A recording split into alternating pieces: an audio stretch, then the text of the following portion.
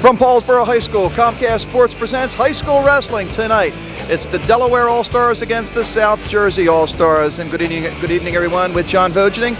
I'm John Mondelli and Vogue, the Region 7 and 8 All-Stars going against the Delaware All-Stars. This is an annual event, and South Jersey does pretty well in this event. Well, we have. I say we have because the South Jersey Wrestling Hall of Fame sponsors this event, and we've been going for about 18 years now, and I think we probably won about 15 of them. We can look it up later.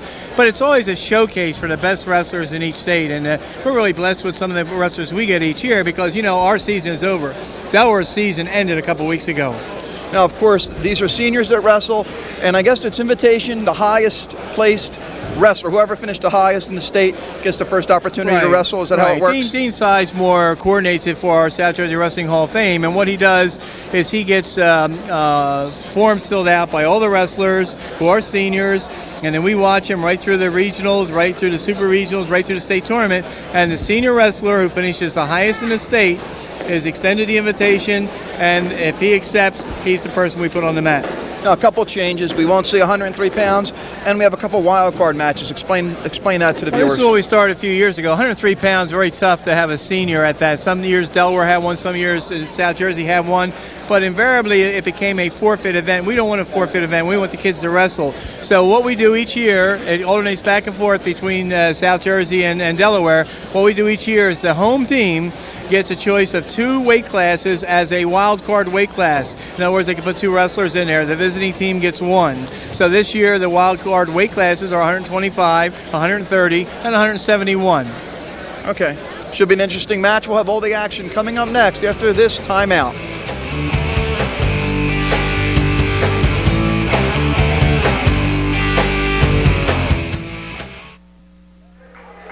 And welcome back to Paulsboro High School for our last wrestling match of the season. A terrific season it was. And why not for the last match give us two teams wearing blue uniforms, Coach? Well, blue and gold are the colors of the South Jersey Wrestling Hall of Fame organization, which sponsors the Region 7 and 8 team. And, of course, Delaware is a blue hen state, so their colors are blue and gold also. Obviously. But they have writing on the back of their uniforms. Okay. Delaware wearing the stripe up the side, and South Jersey wearing the red. Well, Team Delaware is on the back of Chris Parker's singlet, and of course he has a green ankle band. I know we can pick that up with the camera. The red ankle band goes to Brian Dempsey. Let's say about the wrestlers. Brian Dempsey from Absegami, all seniors, of course. 28-8 this year, 57-15 in his career. He was first in District 32 and first in Region 8. And the Delaware wrestler, who is very close, does have a 2-point takedown. It's Chris Parker of Cesar Rodney, 31-3 this year, and a two-time state champion for Delaware, and it's state's outstanding wrestler. Of course, we had a chance to see Dempsey in his match in Region 8, pick up a region title against, I think, Eric Reyes of Delsey. Yes. And, of course, I should let the viewers know, just in case they see somebody looks a little bit heavier on the screen, that is a fact because there is a 10-pound allowance. And plus, TV adds 10 pounds, so it actually looks like you're 20 pounds heavier. So that's why I look a little heavy today, by the way. Eric Love is the official on the mat, being assisted by Ed John V.A., as has been the practice in this meet for a number of years now. I guess that's Vic Leonard on the mat. I'm sorry, assisting Eric Love. Has been the practice for a number of years. Each organization has two officials, even when the team is away. So New Jersey would have two officials when we wrestle in Delaware, and Delaware has two officials here. Although I see one official just run out the door. I hope that's not a bad message he just got. Still 2-0 in favor of Parker. South Jersey won this match last year, 36-29. Actually, they won the last three. They lost in 1997, 38-27. But they don't lose too often. The only, I think, they lost in 1992, 34-32. And in 1986, 37-26, which was the very first year. They won every other one. So they've only lost three since 1986. Pretty impressive. Yeah, and this is the 16th year the two states have gone at it. And It really has become a nice friendly rivalry. People should know that Delaware finished their state tournament a couple of weeks ago, whereas New Jersey wrestlers just finished up this last week, and we saw that at the Meadowlands. The coach of the Delaware team is Dickie Howell, who is, by the way, is a 1982 graduate of Pennsgrove High School. Dickie Howell, the head coach, is Caesar Rodney. He's being assisted by Jerry Lamy of Hodgson in Delaware. South Jersey has 3 coaches: Frank Pulio, former state champion at West Deptford High School; Dave Brown, former head coach at Gateway High School; and Mike Cunningham, whose son just won a state title on Sunday, Ryan Cunningham. Mike, a former head coach at Triton High School. Dempsey trying to get on the leg, taking a shot early in period number 2. He still trails 2-0. Started in neutral position. I'm not sure who had the toss and who chose neutral to start this period. You'll see Absegami with 3 wrestlers tonight. Dempsey, who's wrestling now, and you'll see Dave Chapman later on, and you'll see Paul Vaccaro in the lineup. You see a 2-point takedown. So it's now 4-0. Chris Parker, a 2-time state champion and outstanding wrestler. Yeah, if you look through the credentials of the Delaware lineup, John, 2-time state champion. The next wrestler's 3rd in the state, then a state champ, then a state runner-up. 5th in the state, 3rd in the state, 3rd in the state, state champ.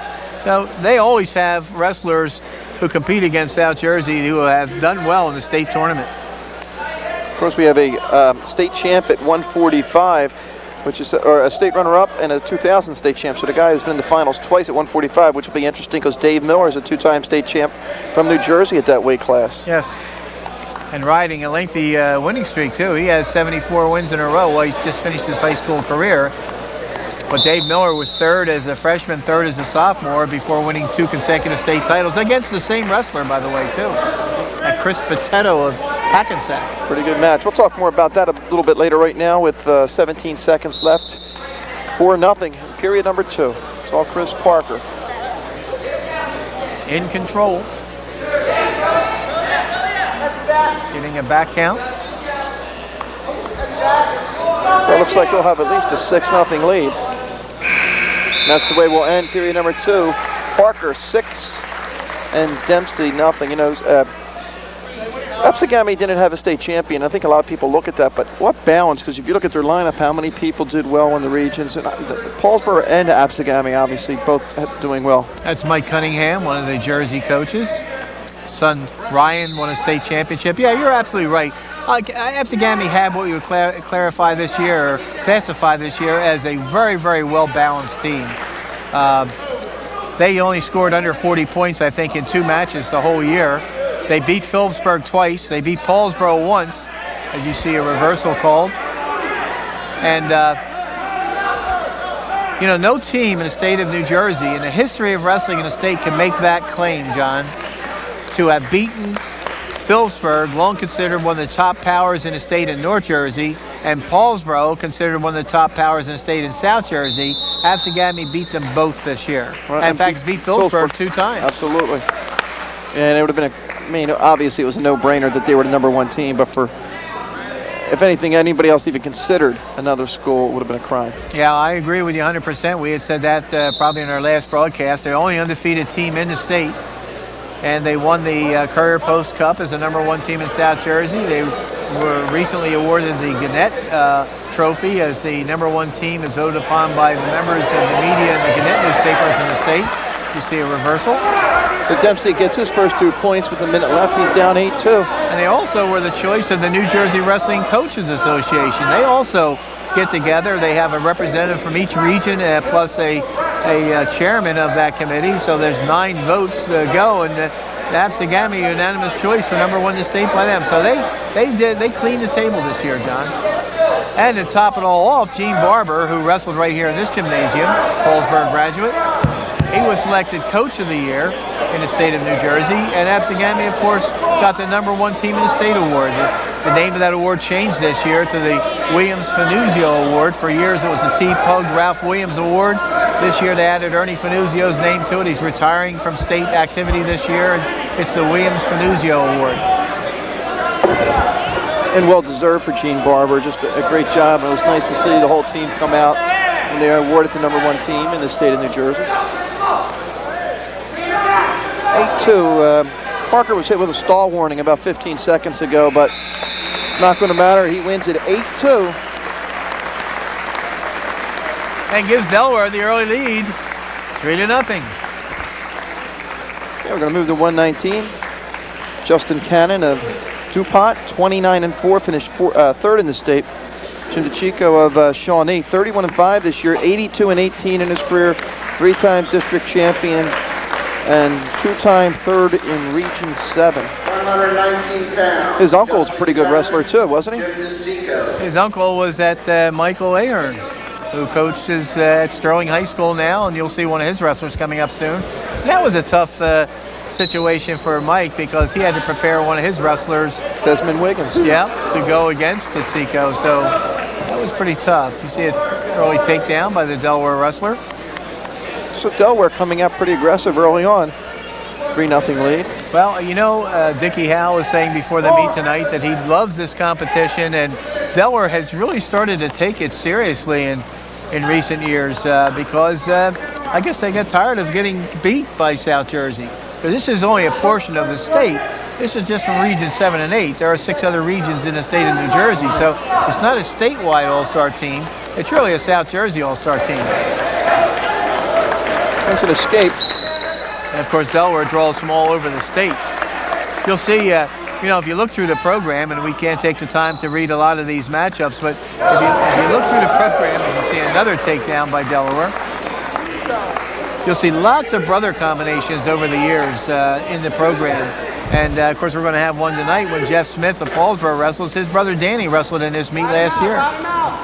Hey, who knows, 3 years, his other brother Dave could wrestle. I would be shocked if he doesn't. David has got the courage of a lion.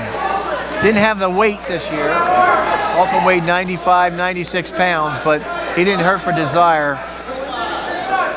Justin Cannon for Delaware with 2 takedowns in the first period, leads 4-1 over Jim DeChico of Shawnee. Coach, didn't it used to start out, I think, Lehigh Valley against South Jersey? I remember doing some of those matches. Now, in fact, it's the very first year that the South Jersey Wrestling Hall of Fame was in existence. The very first all-star meet we had was Region 7 against Region 8. And how'd that turn out? Well, I think a lot of people would think, and I think today they think Region 8 is the better region. I think Region 8 won that. You know, one of the bouts that I remember was at heavyweight because it was Bobby Dubzansky from Paulsboro against Dave Stanton from Haddonfield. Yes, you're right. We wrestled that, and then we also wrestled a couple years against the Lehigh Valley. In fact, there's a couple of years we had a meet against Delaware, and we had a meet against the Lehigh Valley All-Stars. Gary Papa had set that up. We wrestled up at Bethlehem Catholic one year, and at Camden Catholic another year. 4-1 lead, a couple takedowns for Cannon. Shows he's pretty good on his feet. And you notice they must like that choice. Yes, not surprisingly, after 2 takedowns, he takes the neutral position again and goes in and attacks once more. No takedown yet.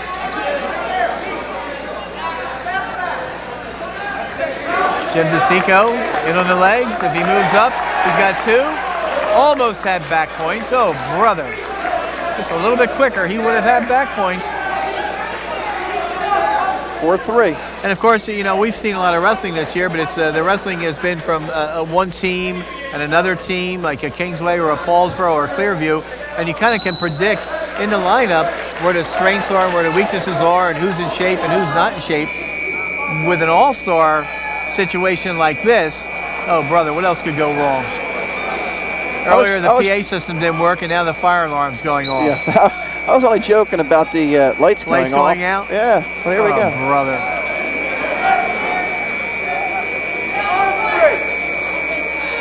Four 4-3 lead. DeChico trying to get back in. He's crawled to within 1.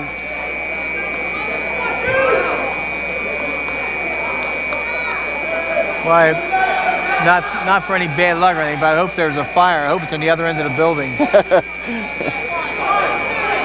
What else could go wrong? Thank goodness.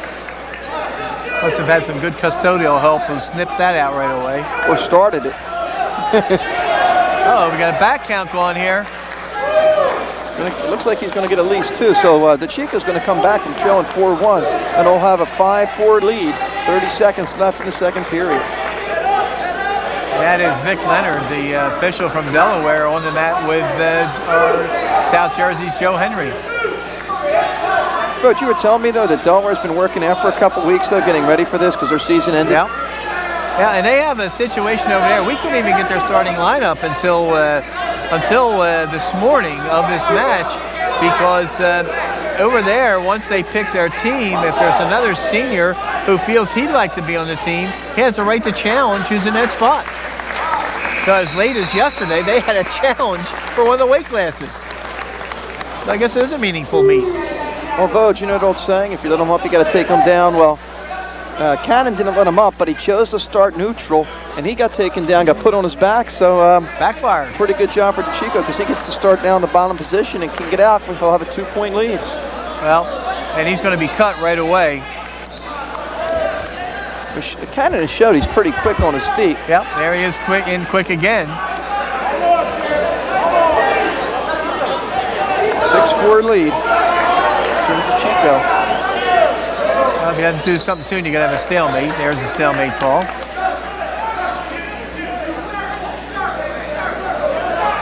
Well, DeChico's got to be alert now, because Cannon has really fired some deep ankle shots a couple times on him. Now, he takes a shot this time. 6-4 is the score. Delaware leading 3-0. We're into the second bout. Tell you, Vogue, the 19-pounder we saw this past weekend, you're not going to see many better than Joe Dubuque. No.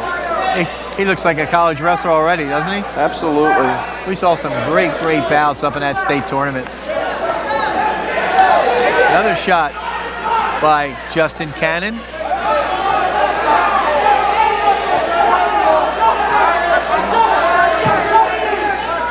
1 minute left.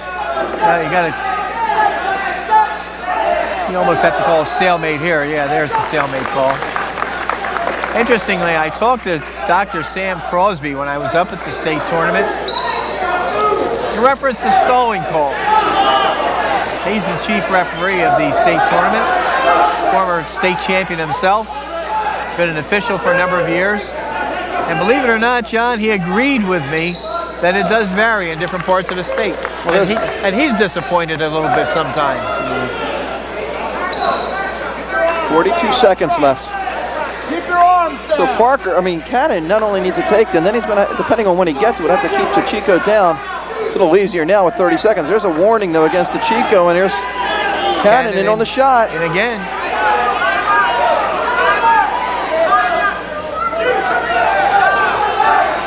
Yeah, if Cannon gets the takedown before the period runs out, he's going to force the overtime. There's only 15 seconds left. There's a stalemate. Now, DeChico, now here's the scenario here. DeChico has to be very careful because he's got stalling warnings. He just can't back right up and back away, because if he gets hit with a stalling point, then Cannon takes him down. There's the stalling point. 6-5. Now Cannon gets takedown, he wins the match. But Cannon's not shooting. No, what's he waiting for? He must not know what the score is, or the period. Well, it cost him 6-5. He knew. He won, yeah, he didn't know the score. He did not know the score. Second time we've seen it. I didn't see that Vogue in 15, 20 years, and I've seen it twice in 2 months. There you go. Yeah, We're tied at 3. We saw that in the Alexis Aquino match against West Deptford, right? Alexis Aquino and Brett Holmes. Yes. All right, we'll take a break. We'll come right back.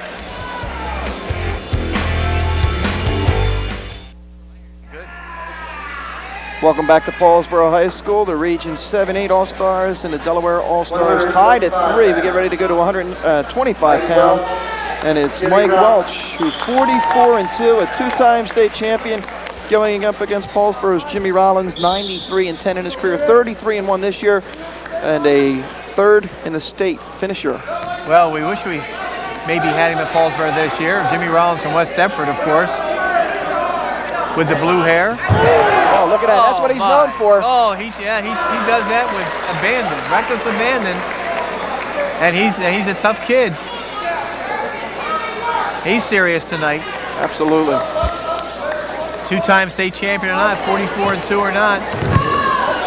Mike Welch has got his hands full. He's got a tiger by the tail out there. Jimmy Rollins, as you mentioned, 33-1 this year, 93-10 in his career.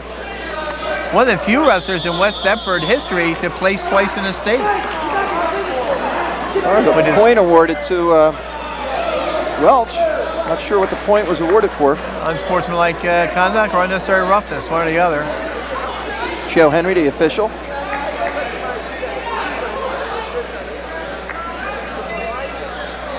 Gotta get my wife Betty yelling at him just to calm down. Rollins said, wait a minute, now in this wrestling, are you supposed to be tough and aggressive? If you like physical matches, that's what you get when Rollins wrestles. Came back after a semifinal match and a great match with Bobby Stinson to win 1-0. Yes. And on the way to that wrestle back, I think he wrestled Jeff Smith again, didn't he, from Paulsboro? Yes, he did. And he kind of dominated that bout. And then, of course, Jeff Smith come back. Jeff Smith got a little bit of revenge to an extent. He wrestled Jared Mercado of Pittman.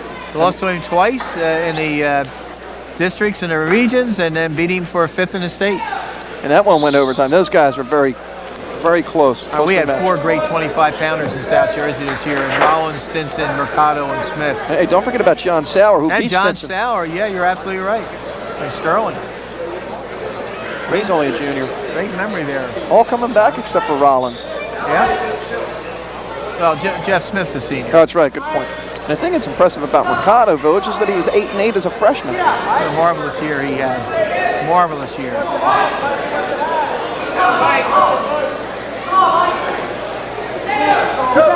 Rollins beat Sauer when he wrestled him. He beat Stinson, and he beat Smith, and he beat Mercado. He beat everybody in South Jersey. He was the king of the hill, so it's no shock who's going to be named all South Jersey 125, is it? I don't think so. 10 seconds left. Rollins with the takedown early. He has the 2-1 lead. Well, as you can see from the first, second, and third matches, this being the third match, Delaware's taking this a little bit seriously.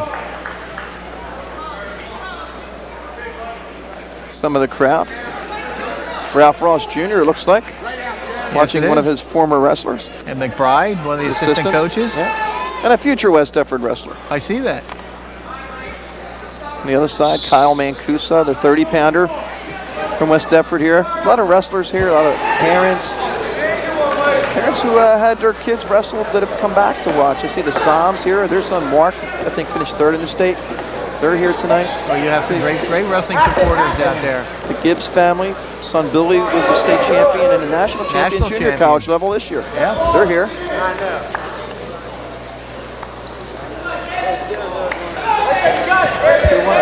Starts on the bottom.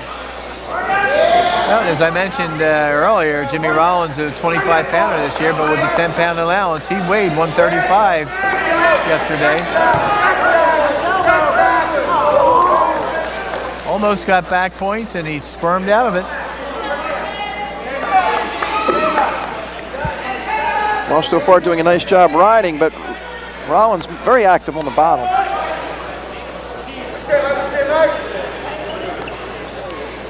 Well, Rollins got to hit a big move here. It's less than a minute to go in this period. He only has a 2-1 lead.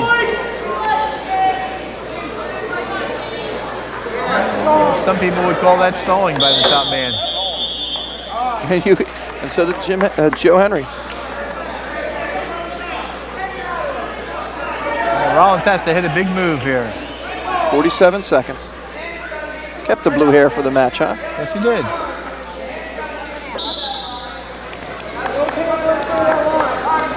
Well, he's got to be careful of the tilt when he goes to the side like that.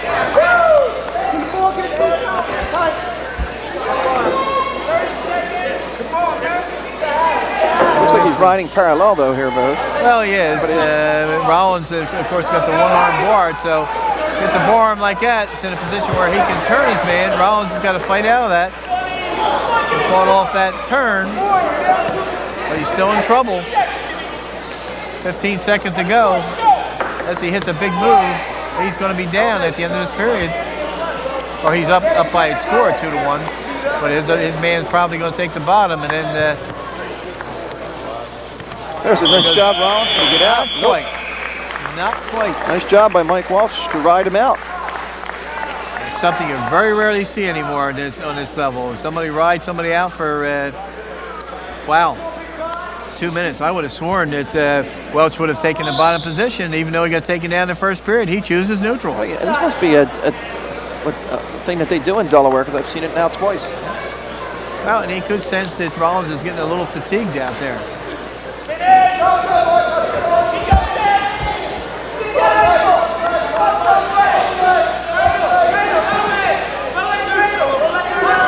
Welch putting the pressure on. Look at Rollins fighting it off. Well, he's got it. He's got to come up with that. He's got to come up with it. Nice job by Rollins to fight it off. Yep. Fans appreciate that. 1:23 left, 2-1. Jimmy Rollins of West Deptford.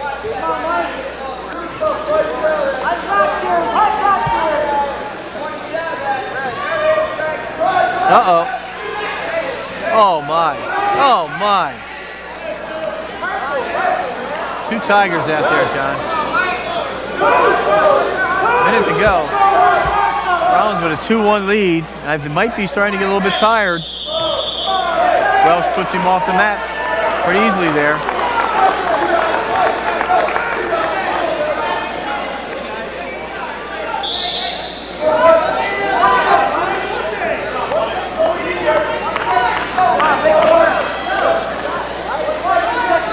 .45 seconds.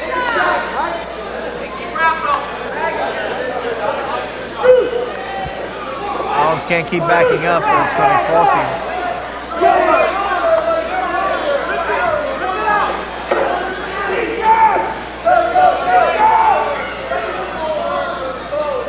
Might get a stalemate here. You're going to get a stalemate, or you're going to get a stall call, one or the other. We're going to go back to the center. 19 seconds 19 left. seconds. Now you're going to see Welch take a shot now, because he's on the short end. There's your stalling warning against Tim Rollins. Of course, Welch is just pushing him back. Yep. Rollins has to circle here. When they go in now, there's 6 seconds to go. He's got to circle. He just can't go straight back. Oh, Welch with a nice my. shot on the takedown. He got it, and he's going to win the match. Oh, brother. 3-2, a takedown in the last couple seconds. Oh, brother, what a great move, Mike Welch. Delaware now leads 6-3. Hard fought match. At 1 penalty point. That's going to cost Region 7-8 All-Stars 1 penalty point, it looks like.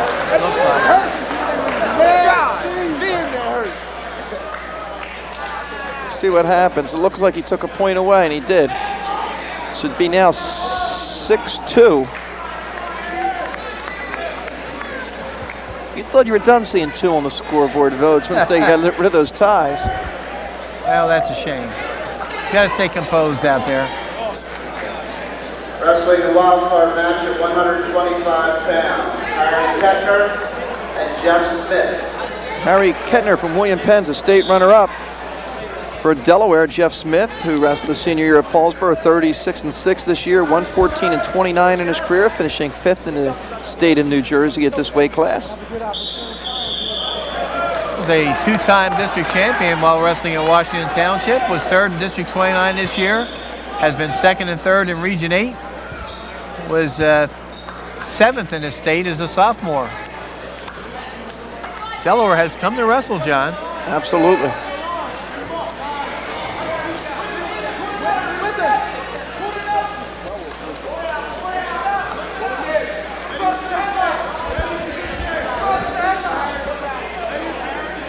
Well, we saw Welch of Hodgson win, a 2-time state champion, and Kettner from William Penn was a state runner-up.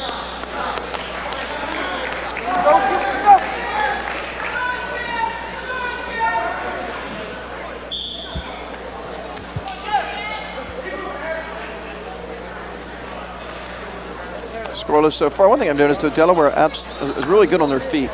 They have proven that so far.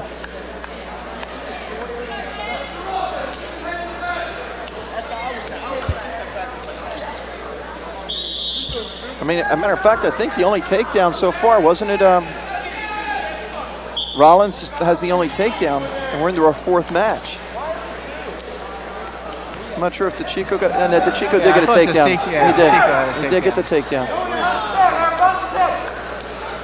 2 takedowns though. We're into our 4th match for South Jersey.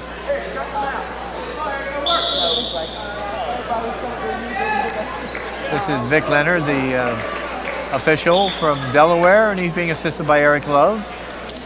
Should also mention that there's a trainer on hand. His name is Dave Heil, and he's from Stockton State College.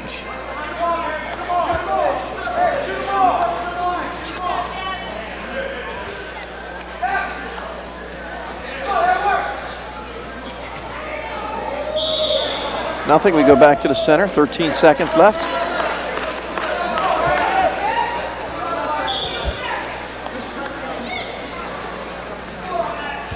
Smith taking the shot here. Does he have enough time? Good overhook by Kettner. And we'll go through the first period without a score.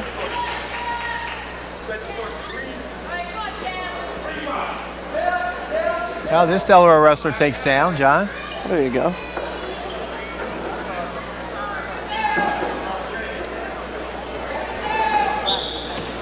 See what Smith tries to do and just lets him go right away. 1-0 lead. Harry Kettner from William Penn High School. And when we go over to Delaware, that's where we wrestle at William Penn High School.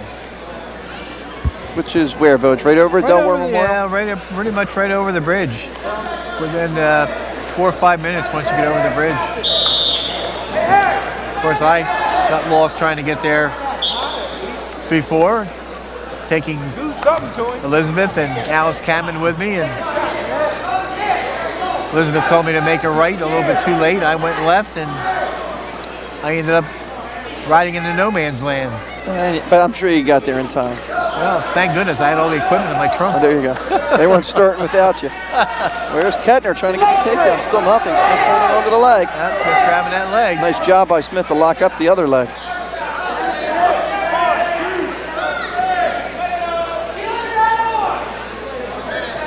Talk about adventures. I made a couple of driving mistakes up at the Meadowlands. Getting off the wrong exit on the turnpike one time and coming back to the hotel I was staying at, making a wrong turn, coming back to the hotel, but everything worked out. And you made it back safe. I stayed calm. Elizabeth kept me straight. Smith trying another shot. He trails 1-0. An early second period escape for Harry Kettner of William Penn. How about that warning? Yo, no shoot. Kettner trying to spin around. Smith fighting that one off.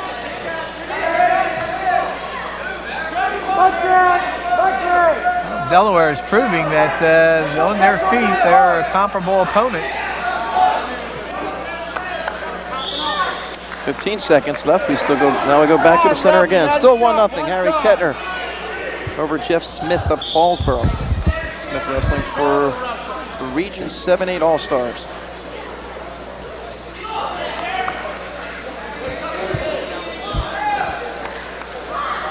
And we'll go to period number 3. 1-0. Kettner. Yeah, I'm sure Smith is going to take the bottom, and one of his favorite moves is that Peterson. We'll see what happens here.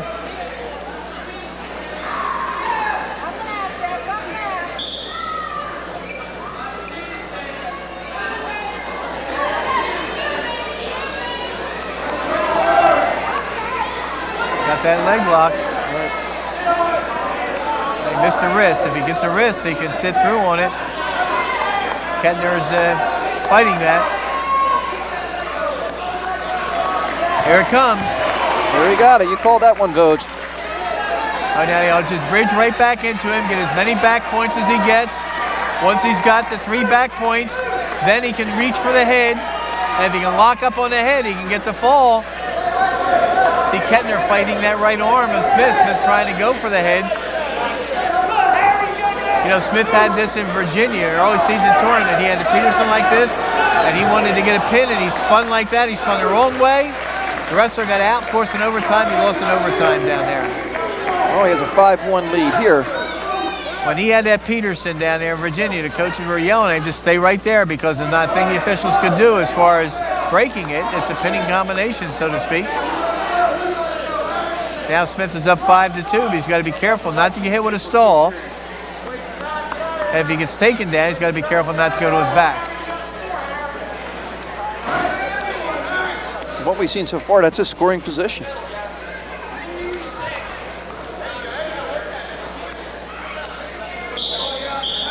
Go back to the center with 31 seconds left. Delaware leads on the team scoreboard 6-2. Jeff Smith leads in the match 5-2.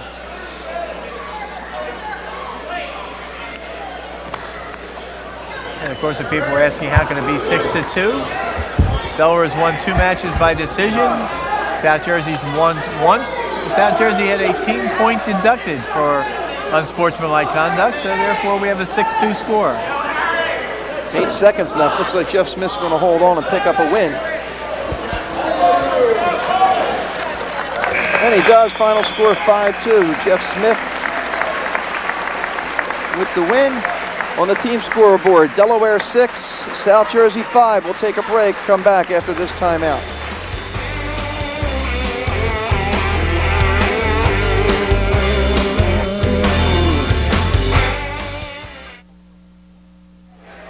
Back at Paulsboro High School, 130 pounds. And we have Nick Tioli, who is 5th in the state from William Penn. 25-12 against Gary DeBrielle. DeBrielle from Overbrook High School had a nice career. 5th in the state. 32-2 this year. 2-time District 30 champ. 2 times first at Region 8. However, he is trailing early, 2-0. Tioli with the takedown. Again, Delaware does the job on their feet. Gary DeBrielle, 112 wins and 19 losses in his career. He sometimes is a very fast starter and a slow finisher. So here he's behind, so he's got to get motor for some points early.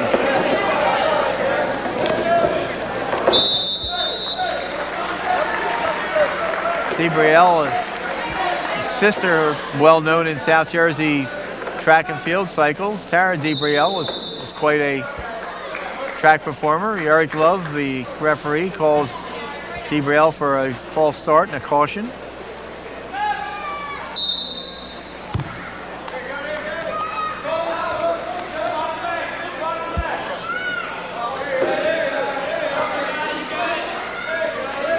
DeBrielle fired out. He came back into a switch position. He's got one of the legs trapped of Tioli. But Tioli's still in charge. DeBrielle. Nice move. He gets the, not yet. Not yet. Almost had it. I'd be one of those officials that awards the points too early. Yeah. And he's trying for some kind of a splayable move there, but there's Tioli. Still in control.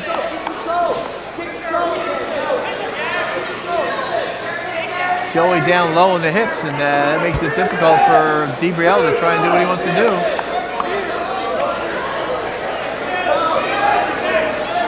Only 15 seconds to do it.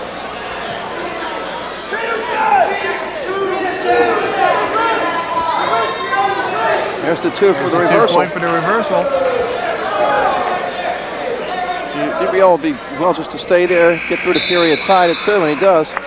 The only state champion in West Effort High School history right there. Frankie Polio.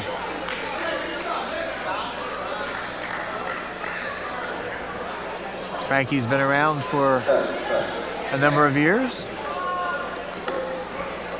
2-2 the score. 28 minutes left in the second period. There we go, we got it right. Just joking. Just joking.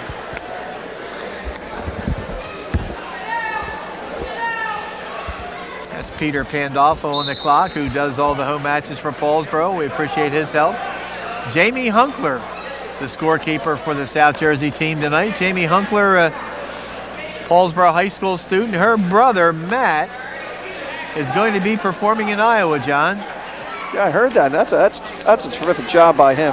Yes. There's a kid that just worked hard when he was here at Paulsboro.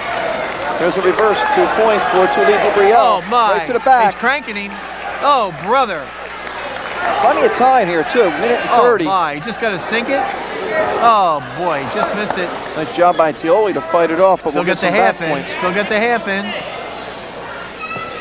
Half comes out. He gets a 3-point near fall. Yes, Matt Hunkler is a sophomore down at George Mason University. He won the Colonial Athletic Association 133-pound championship, John. And there's a wrestler who at Christmas time had got 15 pounds overweight on the break, seriously considered quitting. Told me that when he went back, went to the coach, said, I just can't hack it anymore, I'm going to quit. Coach said, we'll take a week to think it over, and Matt started working out a little bit more and decided to hang with it. Now he's gone to the Nationals. Good job by him. Any other South Jersey wrestlers going to be there? He's one of 4 from South Jersey. In fact, there's 2 of them in the same weight class. Matt's at 133 pounds, and second place in the Atlantic Coast Conference at 133 pounds for Virginia was that Joey Alexander of Delsey, former state champ. The only one to beat Mark Manchio in a state final. Yes, you're right. Joey Alexander, a redshirt freshman. And then, of course, Sean Scannell from Absegami, who's a senior at Rider University. He qualified. The only one to beat Damian Hahn in a state final. And listen to this. If Sean Scannell wins his first match on Thursday morning, and he should, he's a seeded wrestler. He's wrestling an unseeded wrestler. If he wins his first match and his opponent in the same bracket wins his first match, guess what the matchup is Thursday night? Damian Hahn, Sean Scannell. Damian Hahn and Sean Scannell. I think Damian Hahn remembers the 2-1 loss his freshman year. Who kept him from being a 4-time state champ? We'll find out Thursday night. And, of course, the other wrestler who qualified is a heavyweight from Lehigh University. He's a junior, redshirt senior, actually. Sean Laughlin. He's been wrestling 3 years as a starter there. Sean Laughlin went to Lower Cape May High School. He was a 2-time state champion. At the same time, Pickles Ruffin was a 2-time state champion. 215 pounds. Yeah, he was 215, and Pickles was the heavyweight. 7-3 as we start period number 3. Gary DeBriel over Nick Tioli. 6-5 South Jersey trails on the team scoreboard. Of course, Gary DeBriel, one of his best matches this year was winning his second regional title when he beat Dave Chapman of Absegami, who we'll see next. He's our wild card 130-pounder. I know a lot of wrestling fans were hoping with DeBriel and Chapman both getting into the semifinals, I believe, that we would see them in the finals. Oh, that would have been a nice state final. Would have been nice. Chapman ended up beating, I believe, Donnie Fish to finish 3rd in the state. That is correct. And DeBriel won his match to finish 5th in the state. DeBriel lost to Ed Gutnick, who eventually won the state championship. Oh, my. Watch out. DeBriel was going from back, but he was actually going for, I guess, for the Spladle there. Gutnick won the state title. He beat Gary DeBriel 8-6. And Sean Markey beat Chapman 7-5 in overtime. DeBriel, 44 seconds, trying to get some more points. Well, just missed cranking him over. Looking a little frustrated out there. Well, he's got a comfortable lead, so to speak, 7-3. It's not that comfortable. A reversal and back points will tie it up in a hurry. But DeBriel, I think he's just going to let him go, make it 7-4. He was tired of that. Now he's going to go right in after him.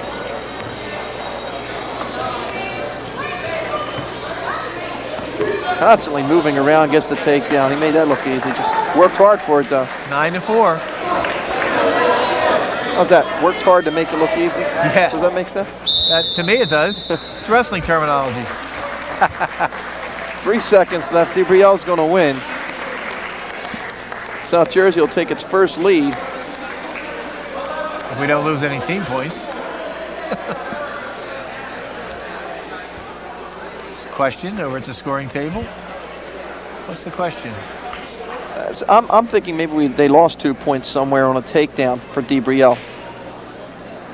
That they didn't punt. I'm guessing that's what it is. Well, as opposed to a dual meet where I sit here and keep point-by-point scoring, this evening I'm not. So I can't help them out.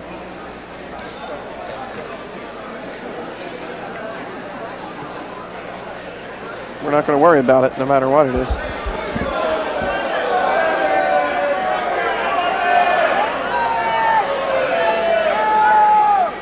Well, again, there was some question about isn't there more team scoring? It is, and that's what I thought. I thought he had a takedown early in the third period, and there was no points awarded.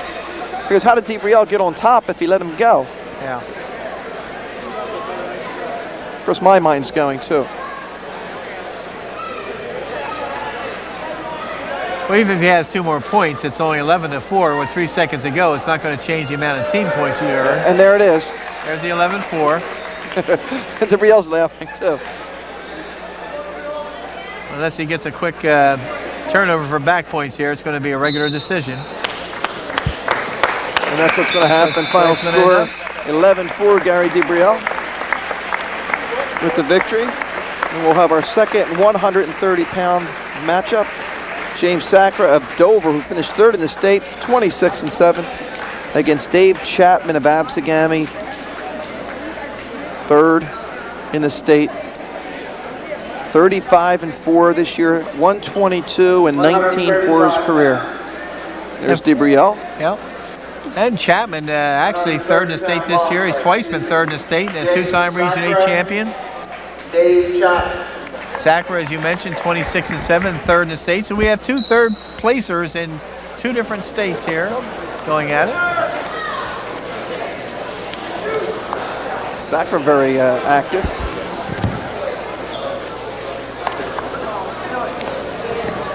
Well, they came to wrestle. You've seen a lot more of these than I did, though. Is Delaware usually tentative, or they've been very active, taking shots? The last couple of years, since Dickie Howell has taken over the team, there's Chapman in on a great double.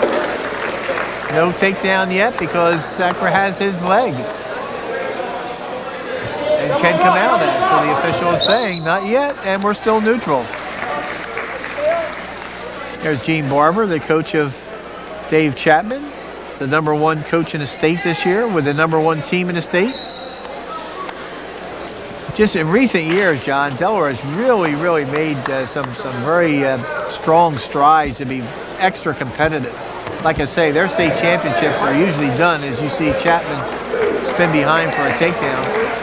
Their state championships are over a couple weeks, so they have the pick of the litter at that point and can work out a little bit with each other and get in pretty good shape. These South Jersey kids have really just stepped off the mat 24 hours, almost 48 hours ago. Literally, some of them. And of course, those cutting weight, you know what you want to do when the season's over. Oh, I would be eating. I think maybe Steve Anshesky told me today that Zach Aaron, who had a great year this year as a sophomore, 160-pounder for Paulsboro, started the year at 171. See a caution on Chapman for starting too soon. I think Steve was telling me that before he rode home on Sunday night, he was up into the 170s again. Hey, it doesn't take much. No. It doesn't take much. 25 seconds left. Chapman trying for some back points, not going to get it.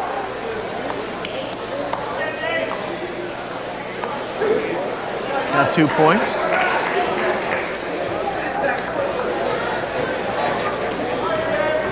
Looks like he'll take a 4-0 lead to the second period.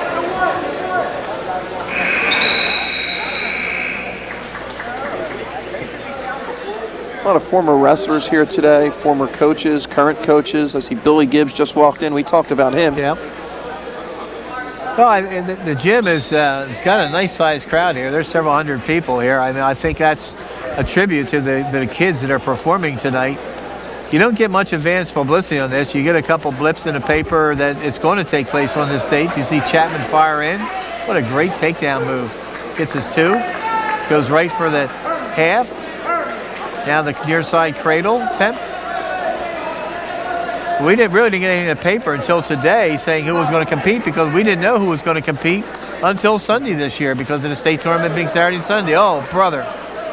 Nice move by Chapman. Oh, my. It's had a great year, Chapman.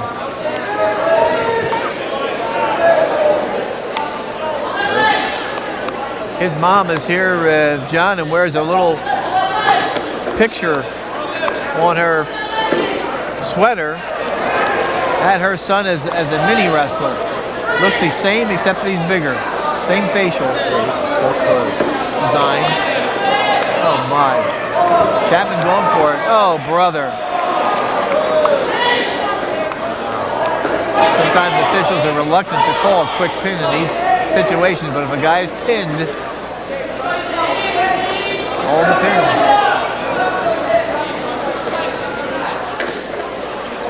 Chapman's starting to get out of position now in his pin attempt. 30 seconds to go in the second period.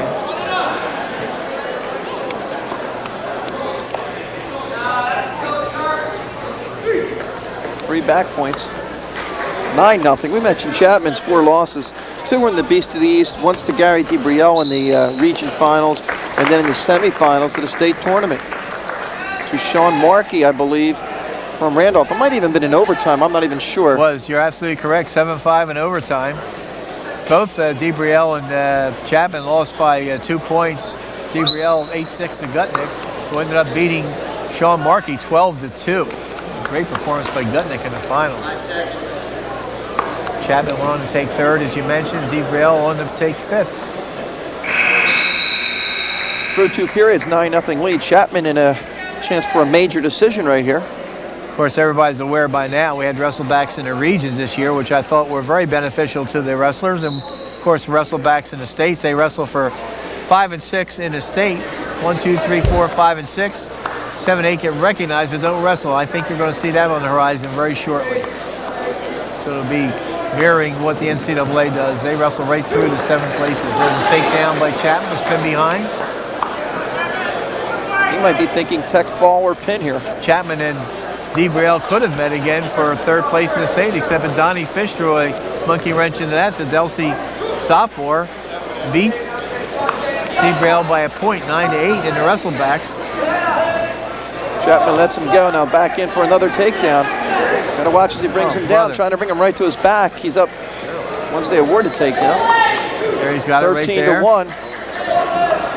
Get it back. Oh my! Oh brother! That's going to be. My! Either way, this match is over. Either a tech fall or a pin. Oh brother! You not call that a fall. I guess the outside, the other shoulder must be up. Oh my! Oh brother!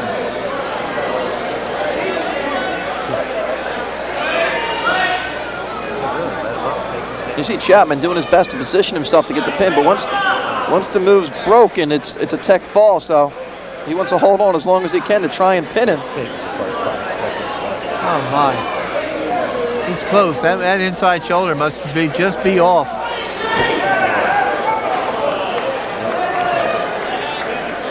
Still has the grip, so you really can't stop the match because he still has the same grip. I gotta give Chapman credit because you might just want to just quit here and take the tech fall, but hey, he's wrestling for the team. A point might make a big difference, but there it is. Tech fall final, 16-1.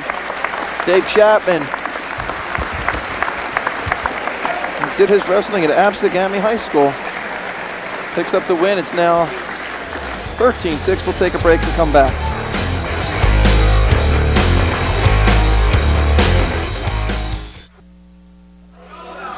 £135, and it's Sean Taylor from William Penn, 3rd in the state. This year, 32-7 against 3-time state champion Mark Manchio from Sterling. Manchio 125-2 in his career, 23-0 this year, 4-time district, 4-time region champ, 3-time state champ, 4-time state finalist. Lost twice his freshman year, hasn't lost since. 93 matches in a row. He ended his scholastic career. His 2 losses. He lost in the state finals in 1998 by 2 points to Joe Alexander of Delsey, 4-2. You know whose other loss was to? Greg Cross. You got it. What was that score? February 14th, 1998. Greg Cross beat Manchio 12-6 in a dual meet in this gymnasium. There you see one of the assistant coaches for Sterling High School looking on and some Sterling teammates. Manchio in a great career. I think he's headed to Northern Iowa next year. That time that he lost to Paulsboro Beach throwing 37-19. He's going to be doing some wrestling in some all-star teams for the national team, I believe, also. Yes, I would think so. And again, Delaware being very aggressive on their feet. Sean Taylor, 32-7, a third in the state wrestler, attacking Manchio. I'm sure these kids have heard of Manchio, too, the Delaware kids. When you get a wrestler of that caliber, they know who you're going against. Well, you know, Beast of the East champion 2 years ago. He could not compete in the Beast of the East tournament this year because of a school disciplinary situation. So that's why he has a 23-0 record this year instead of being 35-0. He missed about 12 matches to start the year, including defending his title, repeating as a champion in the Beast of the East tournament. But I'm sure that he's known nationally. He's ranked nationally among some of the top seniors in the country. So Delaware knows who he is. All of New Jersey knows who he is. What was your thought on the fan reaction to in the Manchio match? In the state tournament? Yes. Well, I think people expecting a guy that's been in state finals 4 times and coming in there having won 2 state titles. He became only the 18th wrestler in the history of the state to win a 3rd title. I think they thought he was stalling a little bit, and I really wonder if Manchio ever got in tip-top wrestling shape this year. And I hate to see booing as you see the reversal by Manchio, but I think they thought he might have been stalling a little bit. And let me tell you something, as a former coach, when you get to that level, that state championship level, you know, I don't care whether you win by 1 point or 10 points, 15, 20, 25 years later, it's a state championship. Absolutely. And that's what people remember, how many times you're a state champion. Many, many times they don't remember what the score was. In fact, in some of our state champions, the score is elongated over the years. Where they won 4-2, all of a sudden it's 8-1 the next time you talk to them. We have a state champ walking by us right now. Scott Caron, state champion, was the ACC champion as a freshman, and this year he tore up his knee and will have to undergo major knee surgery in the upcoming weeks. Really a shame for Scotty. Probably going to miss all of next year. Well, Manchio opening up big time here in the second period with the reversal and some back points.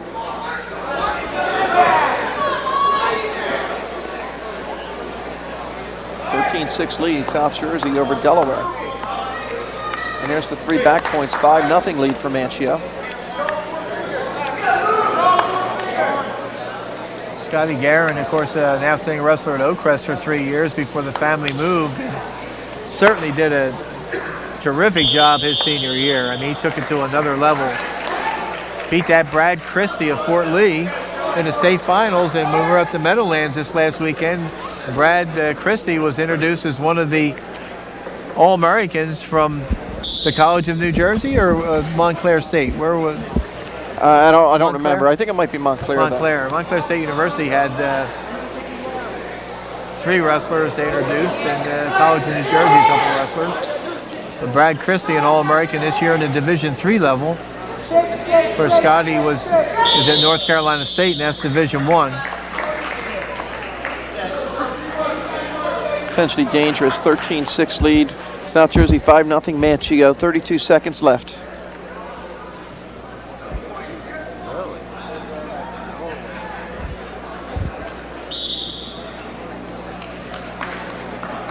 Well, Chapman gave South Jersey a tech fall, and of course with Manchio you're looking for bonus points as well, but right now it's only 5-0 late in the second period.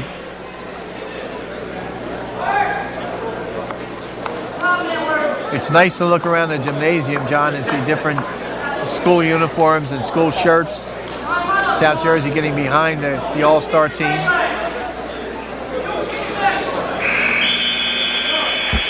Manchio with the 5-0 lead. Let's see what happens here. Delaware chooses. I think they're going to choose neutral. He does choose neutral, which could be a mistake.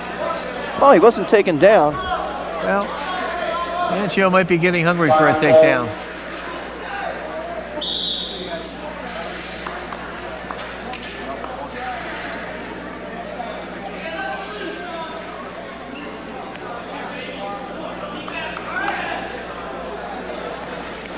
Taylor's got to start getting aggressive. He's the guy trailing 5-0. He's got to start working for a takedown. Of course, he could be happy with a 4-time state finalist of just surviving without giving up bonus points. So this is a match I think you wrestle. If you're wrestling a Manchio, you wrestle like that Horner kid did against Strekowitz. You go in with no fear, nothing to lose, and look what happened. Yeah. There's Strekowitz, was the beast of the weight class last year, and he goes in this year. Morgan Horner catches him and pins him.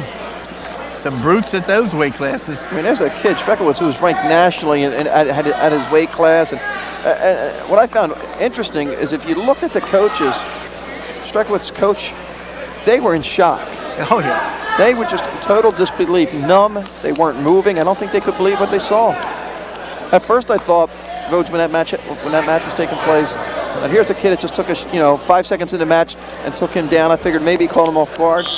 But after he got out, he came back and took him down again, put him right on his back. Oh, he just dominated that bout without question. Morgan Horner, he was like 7th and 8th in the state, I think, the year before. To me, that was the most impressive performance by anybody. Yeah, which is why, as you see Manchio fire in, and the takedown, 7-0. Which is why Morgan Horner was proclaimed the Outstanding Wrestler Award recipient in that tournament.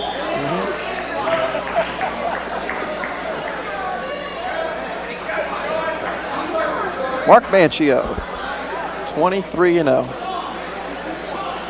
Most impressive is that 125 and just the 2 losses. Oh my, whatever, yes. So I believe Joe Melcurio at one time, I used to look at him, I think he was 125-3. Yep. Manchio lost just twice. All 3 losses his freshman year. And in fact, one of the losses that Melcurio had was out of his weight class against Pemberton in the groups.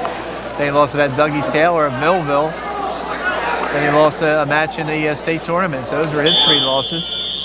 In that match to Doug Taylor, we own that tape. All right. It's a keepsake. Yes. Collector's item down the road. Maybe. 7-0, 15 seconds left. Manchio in complete control. It was scoreless after the first period. Then Manchio reversed, putting Taylor on his back. And a takedown. That's where we are right now. And that's where we're going to end up. 7-0 final score. Mark Manchio, the winner. And it makes it 16-6 in favor of South Jersey. Well, and I think that people are applauding the efforts of both wrestlers. Manchio wins, but certainly a courageous performance by Sean Taylor of William Penn. A last high school match for Manchio in the state of New Jersey. Now I get to see Gus Caruso. Bishop Eustace, 32-2 this year. One District 27, one Region 7, 70-11 in his career. He goes up against Dwayne Graham of Cesar Rodney, 33-6. He's a state champ and a runner-up in 2000. Again, a formidable opponent. Dwayne Graham, having been in the state finals twice, winning it once.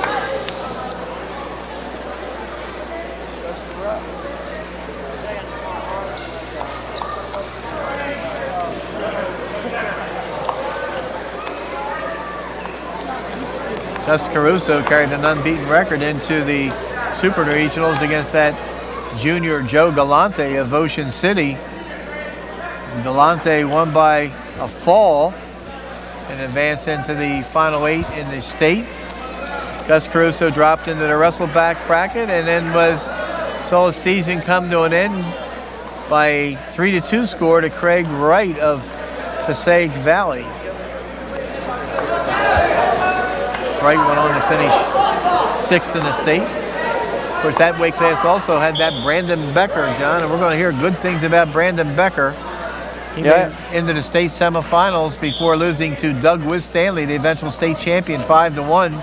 Becker come back and won his 3rd place with a 145 fall over that Antonio Mangione. Caruso working for the takedown. Nice job by Graham to fight it off. Caruso trying to bring him back in.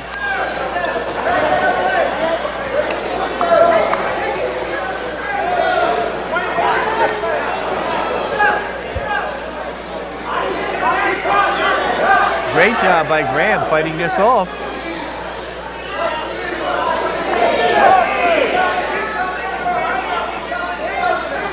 Russo's got to watch out here that he Graham coming around. He's very close to getting his own takedown.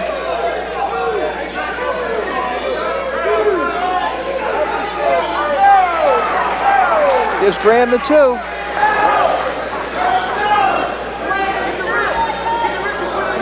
Graham will take a 2-0 lead after the first period. Yeah, Voj, you talk about Becker and that Mangione match. I think, I was talking to Steve Anashevsky about this on my show. Last year, after Mangione gave Mancio a tough match in the state final his freshman year, a lot of people thought Mangione would be the guy to beat. And that 140 weight class was tough with Stanley. I think, was it McSweeney? From Lyndhurst. Becker, Mangione.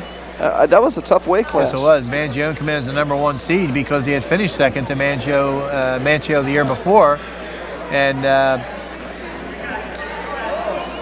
Mangione got beat in the semifinals by McSweeney, 3-1 in overtime.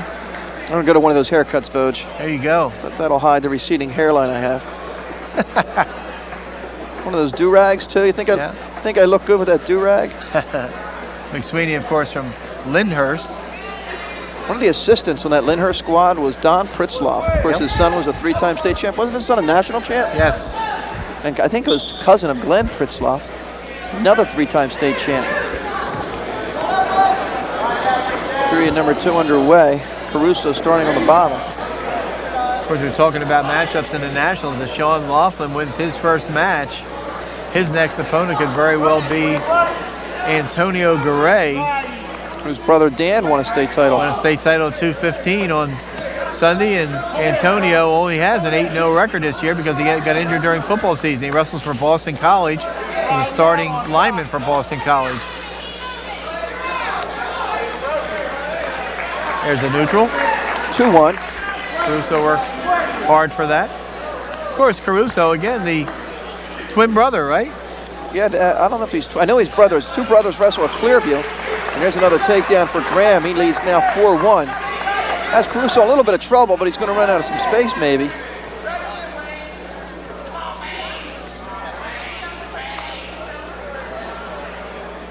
As we go back to the center, Voj, were you happy with the officiating at the States? Agree with all the calls? I know that a lot of the people just had a problem with the match with C.J. Mays at 103. Thought maybe there should have been another stall call.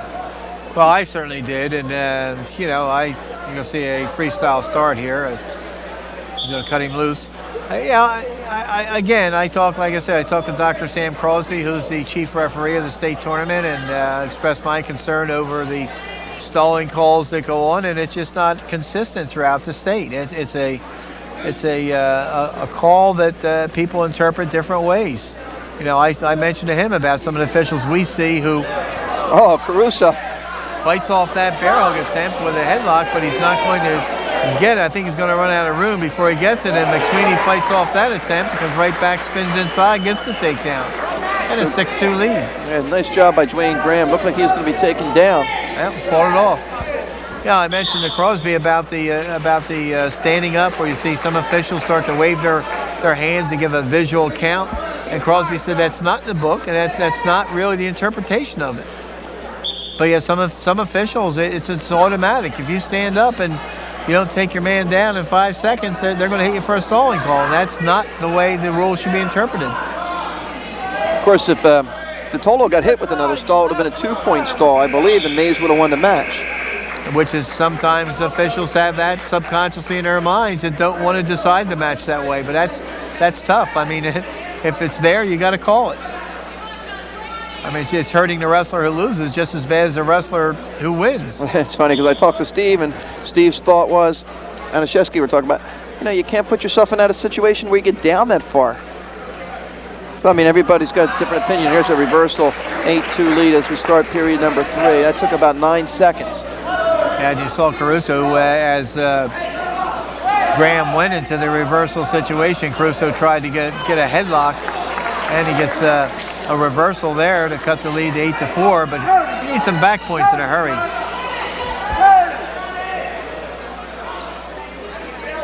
I saw some line calls that I wouldn't have called the same way in the state tournament. You see another reversal by Graham. 10-4 lead. That's Caruso in a little bit of trouble now. Well, and Dickie Howell motioning over to the side to cut him loose and take him down to his back. And Graham trying to run the half. Yeah, I think if you don't see him turn him pretty soon, you're going to see him cut him loose because you hear him saying you need 2 takedowns, looking for that extra team point. Yeah, it's 10-4 right now. If he cuts him loose, it would be 10-5. Well, despite the motioning on the bench from teammates and coach.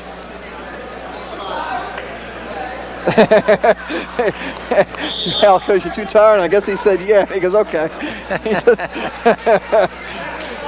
that's a fun thing.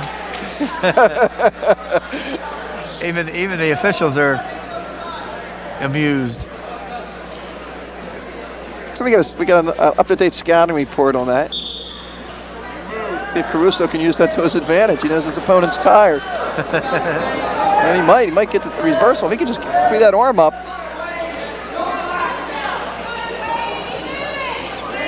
He's going to get one. It's 10-5, 25 seconds. Well, Caruso would need a big 5-point move just to tie it up, and that's going to be very difficult to do against the caliber of Graham, who's a state champ and a state runner-up.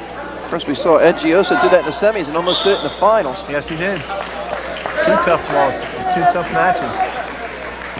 9 seconds left, 10-5 lead. With Dwayne Graham of Cesar Rodney. And that's how we're going to end up. 2 seconds left. Final score, Graham 10, Caruso 5. Now 16-9. Region 7-8 leading Delaware. We'll take a break and we'll come back.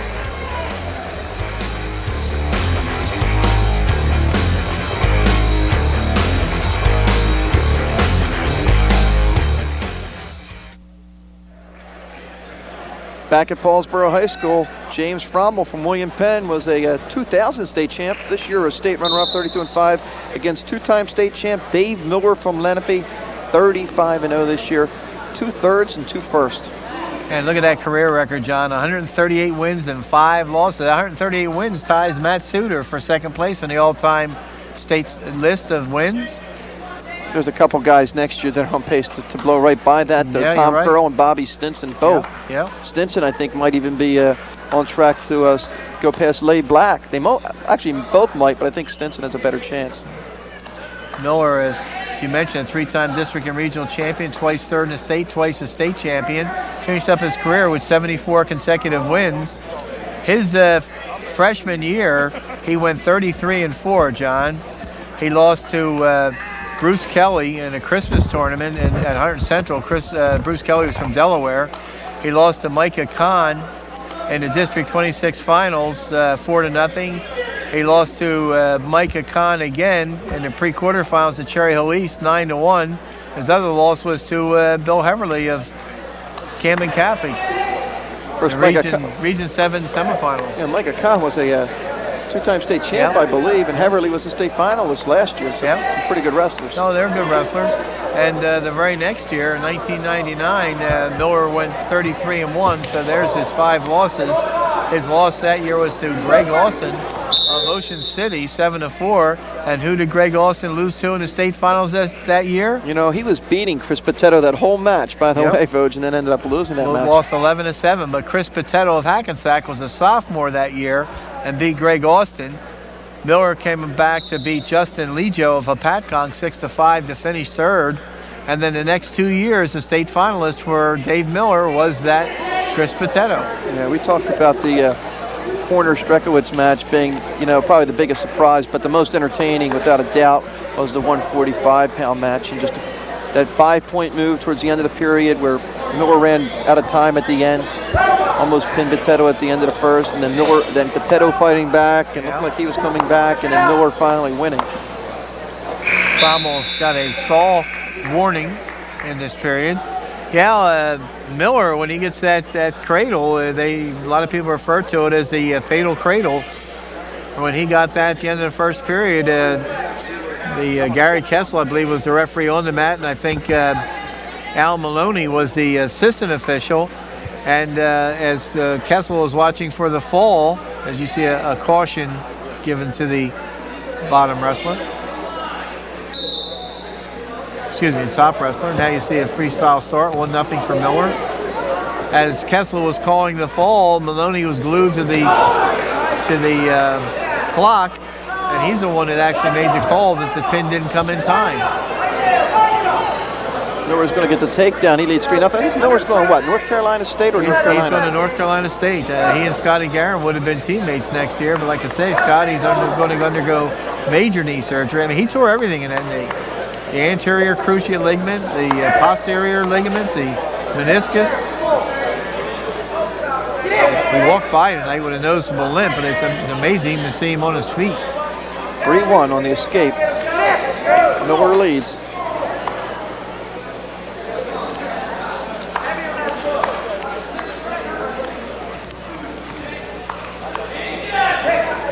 You know what's interesting, Voj, that this match is for seniors, and next year this match is going to be in Delaware, and there's a pretty good chance Paulsboro could have their last 3 wrestlers wrestling next year. And for them, it's a shame that it's not going to be here. Yeah, the fact is they could have actually 4 wrestlers in the lineup next year. That Brian O'Hara certainly is a formidable opponent for anybody, and he could very well come back next year. He had a great year this year, so to speak. I mean, he was out muscled in some of his matches, and outsized a little bit in some of his matches, but nobody has a bigger heart. And of course, you're talking about Mendenhall. He'll be a senior next year, and Adam Cooney, who beat him this year in the Super Regions, is a junior or sophomore at Holy Cross. Right, and DeAndrea, who beat him in the Regions, is a senior. Who we'll see later on. Yeah. Little blood timeout coming with 33 seconds. Of course, Tom Crow is the heavyweight we're talking about. Yeah, you know, it was what admired me about O'Hara is to see the way he got injured. And I think he even mentioned in the paper that he actually benefited from that extra day. And then to come back trailing 4-0 in his match to pin in advance. And took the top in the third period. Coach Marina, Coach Duca told him to take the top, get his favorite ride in, as you see the Delaware wrestler being attended to by Jerry Lamy. That's Frommel. Frommel from William Penn High School, 32-5. We talked about won a state title last year and a state runner-up this year. Yeah, we're mentioning O'Hara getting hurt. They had muscle spasms in that match against Ryan Bridge in the Region 8 final. Had the extra day of rest, and it was documented in the papers that if he didn't have that, he might not have been able to go in the Super Region. Oh, my. Oh, brother. Oh, my. Nowhere with a takedown right to his back. Oh, there it is. Oh, brother. Can't waste any time after that. 3 minutes, 48 seconds for Dave Miller. It's now 22-9. Oh, brother. Now you see why the guy had the 138 wins and 5 losses in his career. South Jersey, after falling behind early, 6-3 and 6-2. Now with that 22-9 lead. Here's Paul Vaccaro from Absegami, 34-4 this year. 96-32 for his career, finished 7th in the state, 7-8. And Dan Ikeda from Salesianum, a state champ, 34-6 this year. Paul Vaccaro, just another one of several seniors that Absegami had this year. Ray Reed was another one, Scott Resch another one. And 5 outstanding seniors this year for Absegami that to balance that team, to perform the nucleus of the #1 team in the state. Yeah, they won't be hurting. I mean, they're going to lose some good wrestlers, but they won't be hurting. And you know, they have an anchor in the bottom with the 2 bridges. The 2 bridges. And then the way Jeff Black came on as the season progressed up top. And they have some holes, but I'm sure no one's feeling sorry for Gene Barber. Yeah. Ray Lamb was a state place winner. Nicky Bridge and Ryan Bridge are two really good lightweights. And Absegami quickly becoming a program that, as they say in some cycles, they don't rebuild, they reload.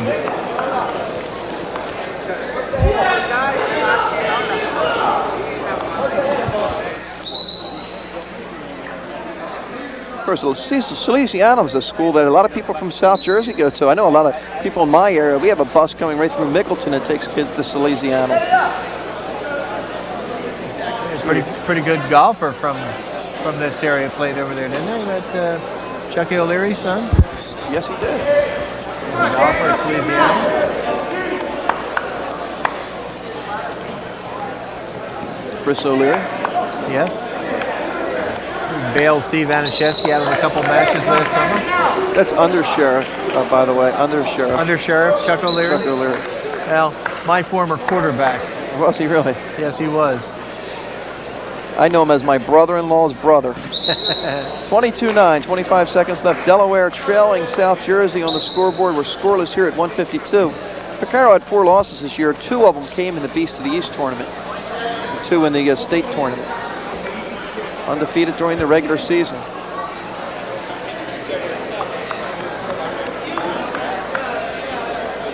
And Aikida was a state champ, 34-6.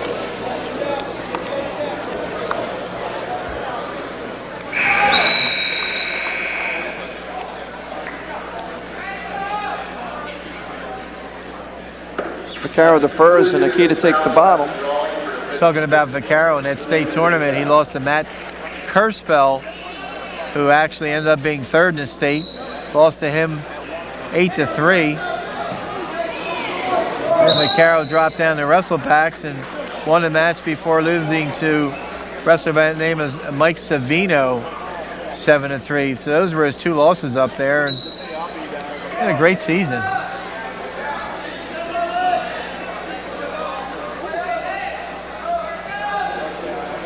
That's all part of that balance on that team we talked about. You know, when you get the 30, you had Chapman, then you had Alcoba, Resch, Reed, Vaccaro, Lamb, and Oh my. a little bit of trouble.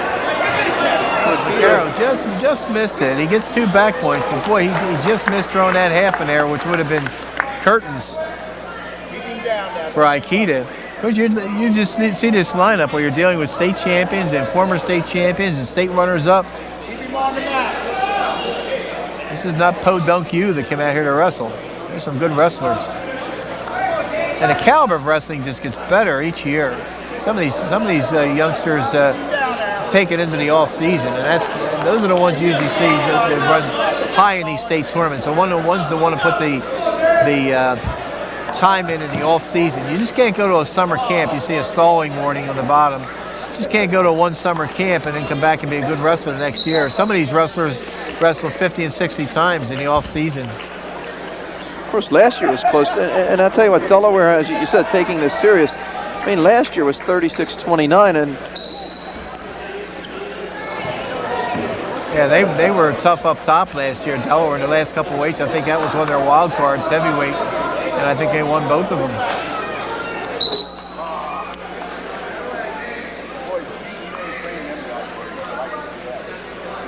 well, the thing is, for South Jersey, their dominant heavyweight has been a freshman. It's been a freshman, sophomore, and junior. Right. So he hasn't had a chance. They haven't had a chance to actually wrestle the best heavyweight in South Jersey. Now, we've been toyed with the idea a couple of years ago by saying, hey, you know, wrestling season is over. Can we use an underclassman? Because we were really thinking that with the 103-pound weight class.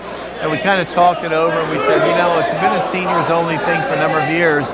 And the Carpenter Cup used to be seniors-only, and the Carpenter Cup expanded out there where they take underclassmen. We thought about the same thing, but so, you know, some of these kids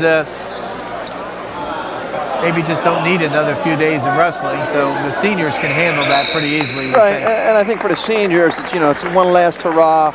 I mean, you want to win, but it's not as much pressure as it is in the state tournament. Yes.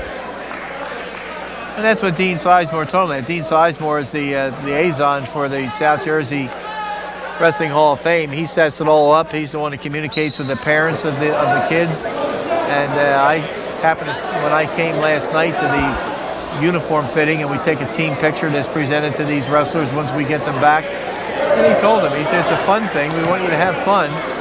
We'd like to win, but it's not life or death to win. So Vaccaro takes 15 seconds to get the escape. Or Kita, I guess. Yeah, Kita. No, I'm right. It's 3-0. I think they put the score up wrong, Doge. Yeah.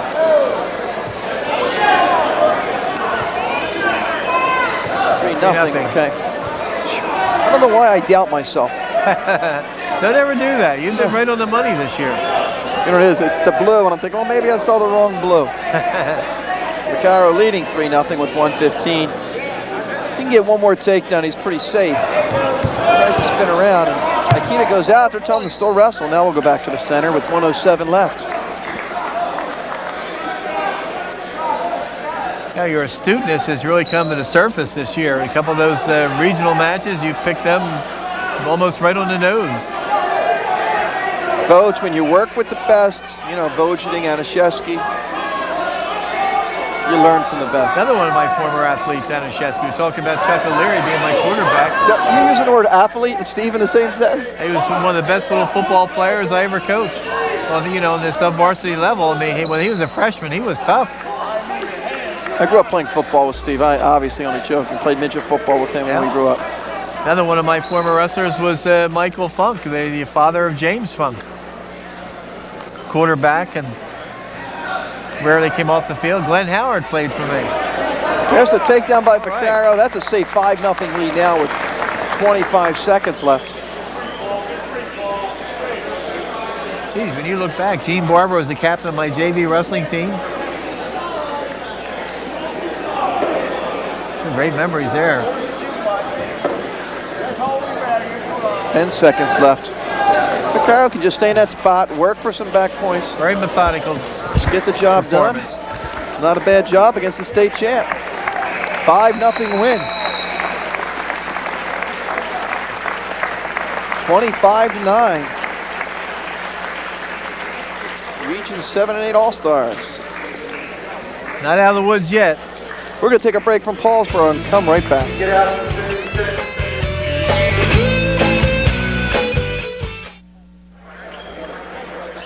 We're back at Paulsboro High School. Winner Greg. Getting ready for 160 pounds. Greg Lay, the interim head coach, assistant coach at West Delaware, was the winner of 50-50, by the way. Cousin Greg. I think I'll be getting a lunch call. We'll do a little Tony Luke's tomorrow. I've had lunch with Greg a couple times during the season. Now that he has money, I'm sure I'll get a call. Jeff Hudson, a state champ out of Newark, 36-3. His opponent, Eric Ring from Washington Township, 39-1 this year. Third in the state. Also was a fourth in the state finisher last year, I believe. And he has a 2-0 lead. Eric Ring probably devastated this year in the state tournament. He lost to Jerry Rinaldi 6-2 and then had to battle back, and he did a great job of wrestling back and winning third place. But, you know, he really had his heart set. And that was a tough weight class, too, with Nick Roy, the eventual champion, and Pat Trabucco. And that's a tough way to lose the state title, by the way. Rinaldi was the number one. Well, he was from Lodi. He was undefeated when he met Ring, and Ring was undefeated. 4-1, another takedown. I think, didn't Ring come back and beat him again? Didn't they eventually wrestle twice? Or maybe I'm wrong. Ring, on his way back, beat him for third place. There you go. Rinaldi beat him 6-2 in the quarterfinals, and then Ring battled all the way back, and he met Rinaldi for third place in the state and beat him 5-1. Great memory there, yes. Mondelli. 4-2. Ring with the lead. You did not win the 50-50, huh? No, I didn't get a ticket. I got. What did you get? I don't even know what this says. I'll have to read it. It's $5 for what? for what I don't know. Oh my! A little bit of trouble now. Hudson in a lot of trouble. All he's got to do is step out a little bit, drive him over. 40 seconds to do it. Eric Ring's had a great career at Washington Township. 107 wins, 15 losses in that career. There's the pin. All right. Minute 31 seconds. 31-9 now, South Jersey. Eric Ring. Keep saying South Jersey. I guess I should say Region 7 because Region 7 and 8, but it is basically South Jersey. some of Region 6 does wrestle in South Jersey, right? Tom's River? Well, the Tom's River schools, Southern Regional, Central Regional. Brian Palmer, Mark Thompson. Okay, now we have Mark Thompson of Morristown, 35-4, finished second in the state. He's out of Morristown. He'll wrestle Brian Palmer, Caesar Rodney, 33-2. 2000 runner-up and a state champion, I guess, this year. There you go, another two-time state finalist, once a state champion. Mark Thompson, 97 wins in his career, first in the district, 26, third in Region 7, second in the state. So there's a wrestler who finished third in the region and placed higher in the state tournament, Mark Thompson. Oh my, oh brother, a little neck wrench. Never got the takedown, but that's the move that spelled doom for Greg Croson in that duel meet, remember that? Against Ray Weed, absolutely. Yep.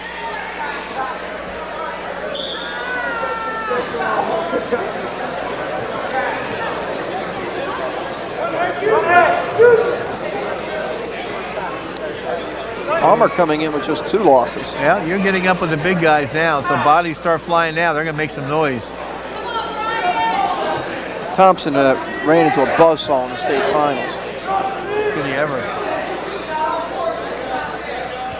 Funny, I think he beat the number 3 seed and 2 seed to get there, so that's pretty impressive. Yeah, Thompson was the number 6 seed, so you're right. He beat Ramadani 6-4, and then he beat the number 2 seed, Rob Vargo, who actually got to that point by beating Isaac Redmond 2-1 in overtime, double overtime on a tiebreaker. They were 1-1 through 8 minutes, and then by the flip of the disc, Isaac Redmond lost that flip. Vargo got the bottom. The first 14 seconds, Redmond rode him, and as they went out of bounds, they come back in. 3 seconds later, Vargo got up, kicked free, and won the match 2-1, heartbreaker. And Thompson with a takedown. Almost was in a little bit of trouble, ends up with a takedown. 97 wins in his career. Yeah. Vargo, who beat Redmond 2-1 in that double overtime tiebreaker, lost 4-2 to Thompson in overtime. And then, of course, the cream of the weight class, Mike Macenzio, returning champion, caught Thompson in the first period in Pitney.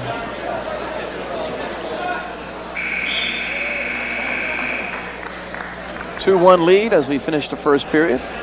This is a fundraiser for the scholarship funds of both states. The Delaware Wrestling Alliance gets a portion of the proceeds from the door. And of course, you know, we present 4 $1,000 money grants to wrestlers at the Region 7 and 8 tournament. Along with the most valuable announcer. Of course, we started a golf tournament a couple of years ago. Joe Henry, as Dean Sizemore pretty much is in control of this all-star meet. Joe Henry is our coordinator of our golf tournament. And that's another fundraiser. There you see a takedown. And I would wave that off. I think you got to wave that off. Eric, say something. The escape and a takedown. It's 4-2. They're not going to wave it off. Well, you got to be. You got to speak up in a situation like that. It almost had the takedown, but he had that whizzer in going out of bounds, and I don't think that was a takedown. But I don't want to be critical. Of course, there's a lot of rumors about wrestling floating around all the time. Transfers, this rule change, that rule change. I want to get to some of that and talk about some of those. So one of the rumors I've been hearing, Vogue leaving the announcing booth, taking over as a high school wrestling official. I'm very unhappy with the officiating. I figured you're going to don the stripes. I've been there and done that. You know, I was a wrestling official too. I've been a track and field official for 35 years. Yeah, you point that gun in the air. Yeah. Well, you know, I'm joking. I know it's probably more than that. When I first got out of college, I did my cadetting in several gyms around South Jersey. As you see, another takedown by Palmer. Nice move. Palmer. Nice step over move. Now he's got the headlock. Thompson's in trouble. Thompson's in trouble. 40 seconds. Oh my, he's in big trouble. Oh brother. Palmer sits through. Well, Thompson doing a nice job here. Fighting like crazy. I don't know if he can hang on for the time. He does. Oh, he got out of it. Good job by Thompson. 9-3 with the 3 back points. As I was saying, John, when I was just getting out of college, I cadetted in football and wrestling and was a varsity football official for a number of years. But when I got my first teaching job, I got the offer to be an assistant coach, and that pretty much took care of the officiating end of it. Oh, my. was the other rumor, which obviously I was joking around about that officiating. Maybe about 5 years ago, Voj, right? When you were in your prime. Yes. But the other one looks like we might see the end of Super Regions. Well, there's a strong move on by the coaches, and the state is going to do what's best for the wrestlers. And there is a very strong feeling that with them going back to Atlantic City's convention hall on the boardwalk, that's going to be refurbished. It's going to be a state-of-the-art situation. And a lot of coaches and wrestlers are very much interested in going to the situation where we were one time at Princeton, where they wrestled statewide in that first round. So that's a very good, strong possibility. I've heard everything. I've heard a Friday, Saturday. Well, I heard like an 11 o'clock Friday start and go all day Friday and Saturday. Yeah, I've heard Thursday, Friday, Saturday, Thursday night, Friday night, and Saturday. And I've heard Saturday, Sunday again. People seem to like that Saturday, Sunday deal this year. Not me. Me either. Not when you work on a Monday. Yes. And when you're coming home and you get caught up on a traffic jam on a turnpike. Well, you know, I was lucky enough to be driving with somebody who took a shortcut off of exit 8A, and we actually hit 130 very quickly, and we actually got to bypass all that. But who were you riding with? John Cobb. All right, the great one, huh? Yeah, him and his PBA card. Yeah. Well, you know, I think I saw Tommy Reininger take off at 8A too. Cobb didn't exceed the speed limit, did he? No. Actually, we were going like 55 in a 70 or 65, whatever that turnpike is. Like I said, I was a few vehicles behind Tommy Reininger, and I think I saw him dart off at 8A. We got off at 7A, which is a 195 exit into 295. Thompson trying to get Palmer in a little bit of trouble. Hasn't gotten anything yet. He's running out of time because he's down 9-3. There's a reversal. 9-5. Could Palmer be running out of gas here? Maybe.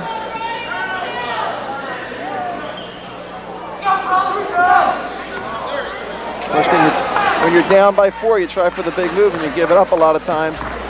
And there's the reverse, so it's now 11-5 with 20 seconds left. So Palmer fights that off, comes back, still has a 6-point lead.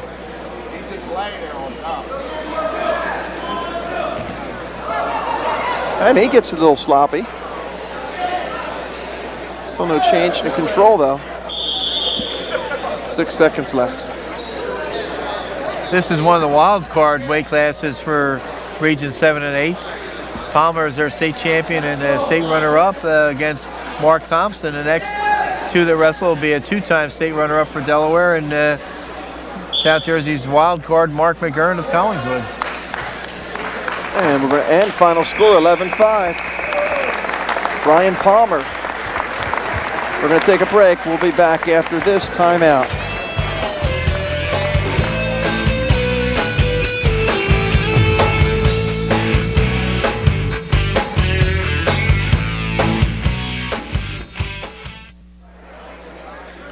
Back again, we're at 171 again. Mike McGurn of Collingswood, 31-3 this year, a 4-time district champion against Adam Ralph of Laurel, 28-4, 2-time state runner-up.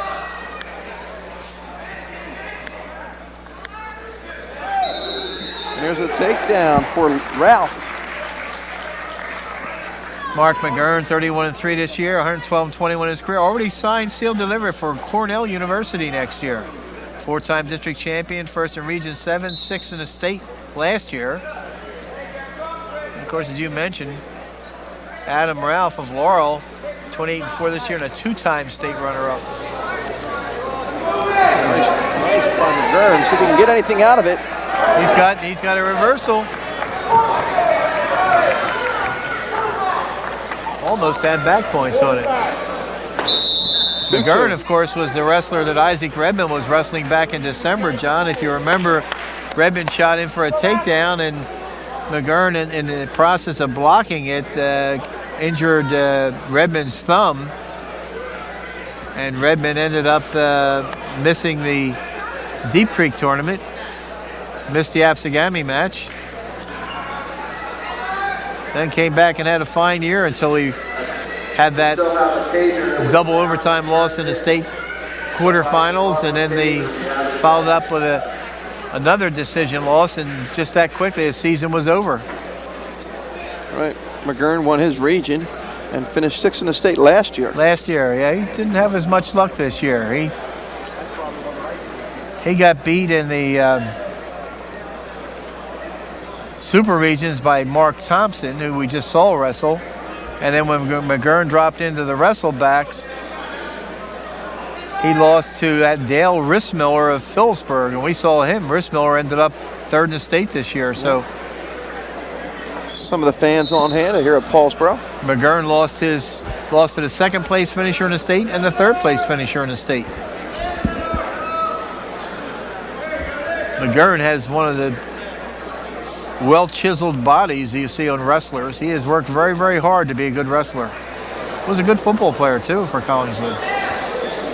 And they had a nice little upper weight thing going there at Collingswood from 71 on the heavyweight this past year. So McGurn get the tilt, and he gets 3 back points out of it. Yeah, you're talking McGurn and Dan Sheets, who we'll see this evening, and their heavyweight, boy, had a good season. 5'2". Yeah, McGurn looks like a very physical wrestler.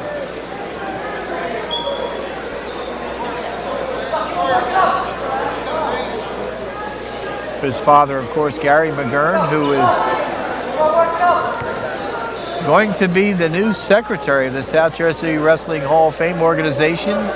My term as chairman is be over in June, and Mike Cunningham will succeed me, and Gary McGurn will succeed Mike Cunningham as our secretary. He used to coach where? Was it Triton? Coached at Triton. He coached also coached elsewhere too. He's an assistant at Collingswood now. He also coached at Deptford, I believe, a couple years. First period's over 5-2 lead for McGurn. As we take a look at Mark McGurn. I mentioned off to Cornell next year. Ivy Lake, Big Red. Yep.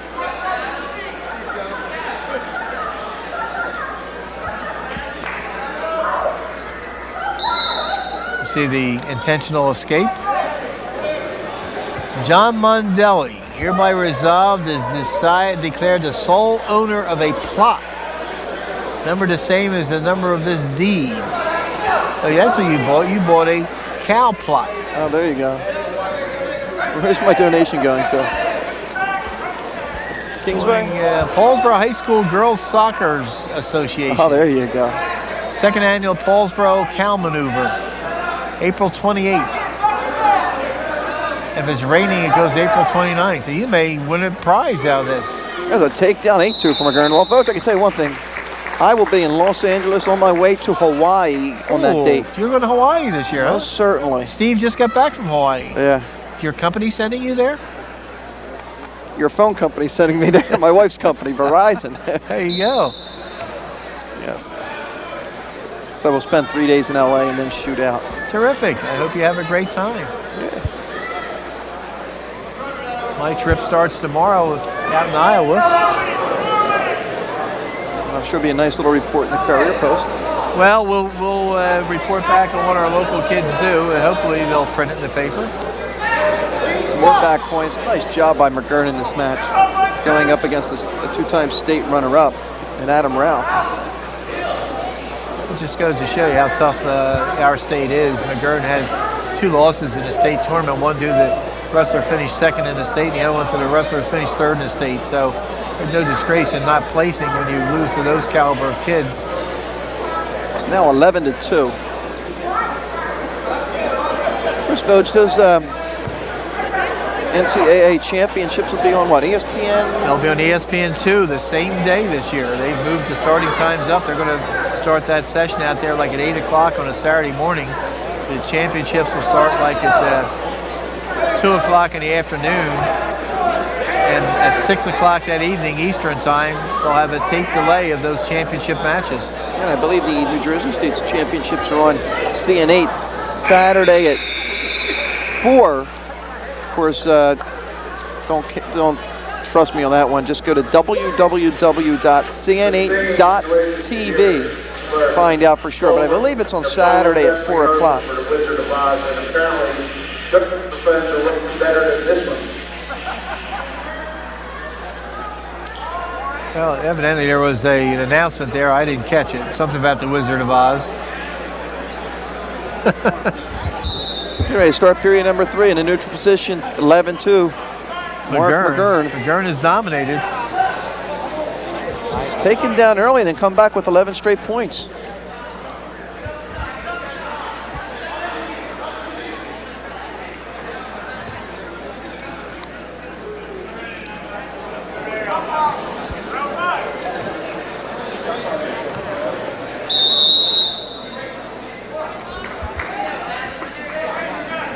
.134 as we go back to the middle.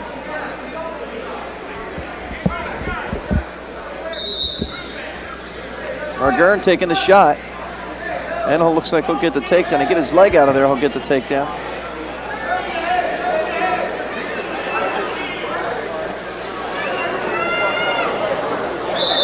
He got a stalemate call by Eric Love. With 1:19 left. Of course, a big date for wrestling throughout the area. April 22nd, Vogue. You know what that is? April 22nd. That's the inaugural class of the New Jersey chapter of the National Wrestling Hall of Fame banquet.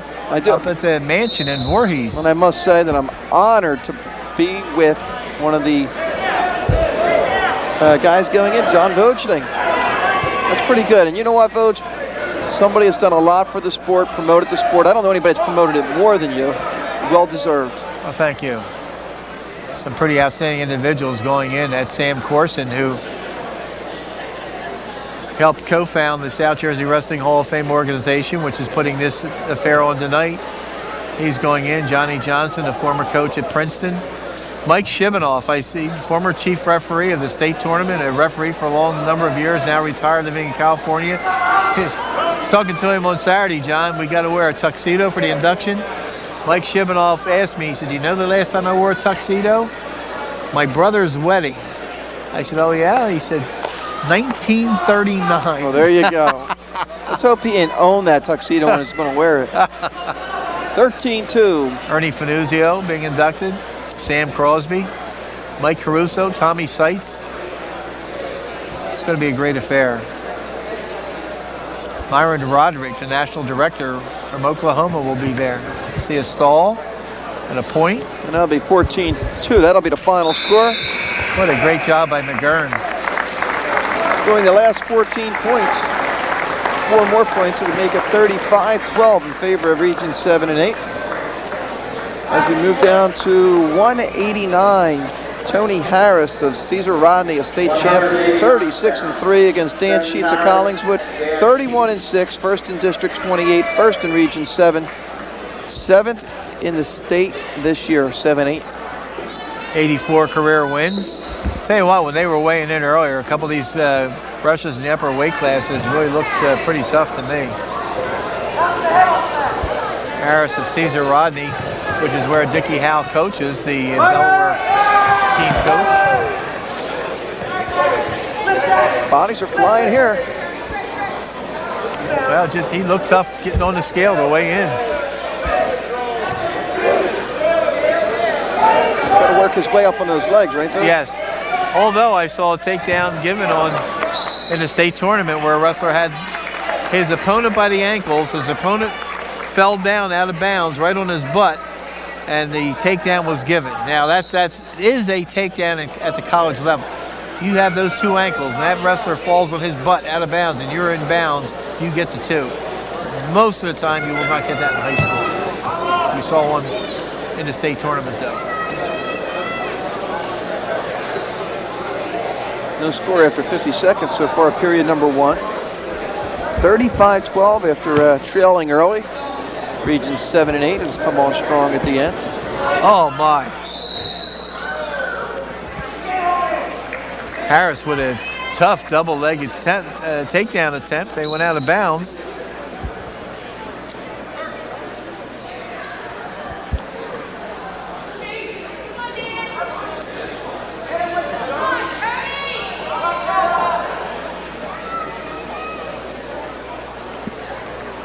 Seconds, still nothing Seen some great wrestlers in the history of New Jersey here tonight. And Mark Manchio and Dave Miller. And of course, Tommy Curl, the threshold, how many records can he set next year? He could be a 4-time district, a 4-time regional. Oh my. Nothing, still neutral. Yep. Because when he spun behind like that, Harris had his hands off the mat. His supporting points weren't down.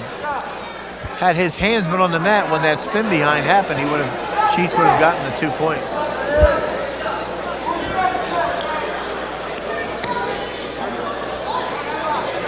Five seconds left. Of course, this match at Paulsboro High School, so you expect to see Paul Marina, who was a state finalist back in 1977 here, and two of the greatest coaches in New Jersey history side by side. Of course, Bob Frederick just moved away from Paul Marina, but they're both here today. Right. There's some wins there. What's that winning percentage like? Oh, boy. Unbelievable, huh? And I saw Carmel Marina walking around earlier carrying a little one. I guess it was his youngest. Of course, Carmel Marina is state champion here in Paulsboro. Paul's second in the state. Bob Frederick, just an amazing career. Paul Marina is carving his own niche.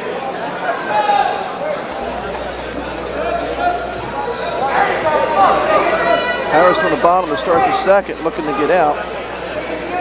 Sheets still with control, but Harris going for a near side cradle. If he gets his hips out and gets free. He looks strong, too. Oh, my, does he ever. Sheets still in control, though, because he has that leg.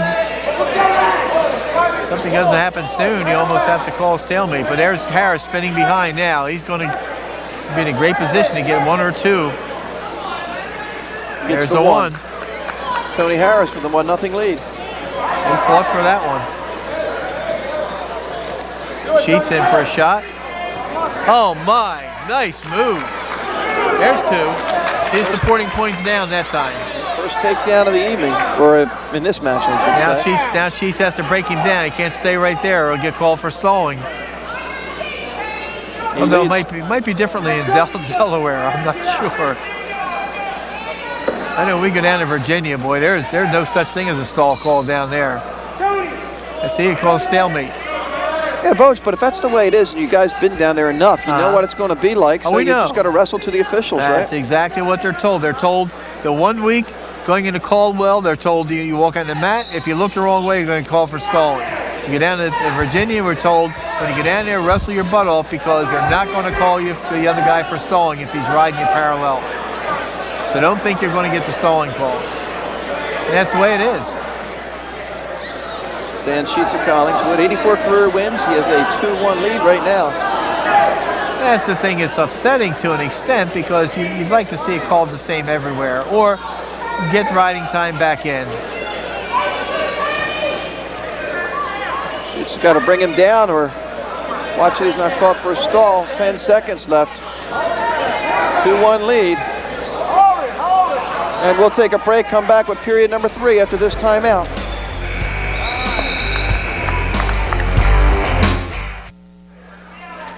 Back at Paulsboro High School, beginning of the third period, Dan Sheets 3-1 lead over Tony Harris of Cesar Rodney. Harris is a state champ. Tony Harris just cut him loose to start the period. I mean, Sheets was on the bottom. Harris didn't even attempt to get into a ride position. He just cut him loose. I know what you're going to say, Vo. You cut him loose. You got to take him down, but yeah. Well, Sheets is fighting here, but the overhook is in. See, the overhook is in, but they go out of bounds. He's not going to get the takedown because the overhook's in. Now he might get it. Now he might get it. There it is. He got it. 5-1 lead. See, even though the overhook was in at that position, he knocked him off his base. He knocked him down to his hip. They're even with that arm in on that overhook, you're going to get the takedown call in that position. So he gave his man an escape and it cost him because his opponent took him down.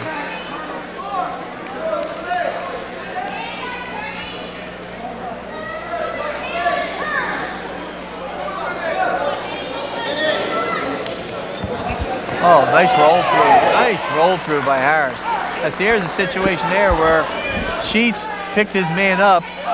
He's in control, but he picked his man up and he brought him back to the mat. You got to sweep those legs out when they come back to the mat. You can't give him a free access to his shoulders. Harris has to figure out what he's doing here. I guess he took him down and then gave up the 1 point. Well, he tried to. I don't. They awarded the point. They award the point? Yes, they did. If Harris gets the takedown, it's going to be a 6-5 match. Sheets, we better just stay like that right now. Let the clock move. There's no takedown at that point. He's not going to get a takedown in that position. So it's 6-3, so he can be afforded to be taken down in the final 17 seconds, talking about cheats, and still win the match. Yeah, I said Harris took him down. Actually, it was his reversal, and then he let him go. Let him go, yeah. That was that roll through and the reversal. There's a stalling warning to Sheets. 5 seconds, that won't matter. And Vogt, you don't need to officiate. I think we get about 30 other ones to my right and left. Final score, Dan Sheets wins at 6-3. 38-12, South Jersey. So it won't be as close as it was last year with 2 weights to go. We get to see Mike D'Andrea, who was a Region 8 champ, 33-2, two-time District 30 champ, first in the regions this year, 62-23 in his career. Joe McLeish of Howard, 30-3. He finished third in the state. And D'Andrea had to go up against that Adam Cooney in the quarterfinals, which was a tough draw for him. Took him to overtime. 7-5, the final score. And then when D'Andrea came back, he lost to Kevin Tedesco of Ridgefield by a point, 9-8. Of course, Adam Cooney ended up second in the state, losing to Dan Garay of Rawley by a point, 5-4. And Mike Mendenhall had a great tournament, John. The only 2 losses Mendenhall had this year were to D'Andrea in the region final and to Cooney in the super regions. And Mendenhall had to wrestle 5 times in the wrestlebacks upstate. He won all the way through, finished in third. Great performance by Mendenhall, who was a very light 215 this year, John. Matter of fact, saw him weigh in, what, at 89 this year? Oh, he wrestled 89 against Phillipsburg. Right. Takedown for D'Andrea, 2-0 lead. Whose father, by the way, D'Andrea, was a district champion at Washington Township. Did you know that? No, I didn't, actually. His father was a district champion, went in the Navy and moved around a little bit, come back and got married and had his son, and they settled back in South Jersey in Washington Township, and now his son is a district champion in the same school. 2-1. I think the father's name might have been Don D'Andrea. I don't think it was Mike. I know when Mike Rodano wrote something in his notebook, they go out of bounds, they're still standing. Very close to a nice lateral drop. Mike Rodano wrote something in one of his notebooks about D'Andrea, and I remember reading that.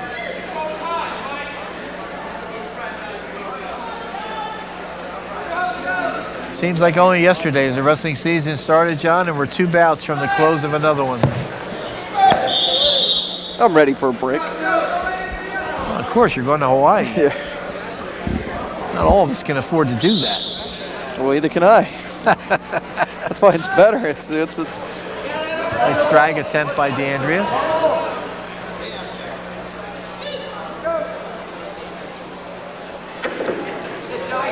The South Jersey wrestlers have to turn in their singlet and their warm-up uniform, but they do get to keep the gym bag, which Circle Systems donated to us.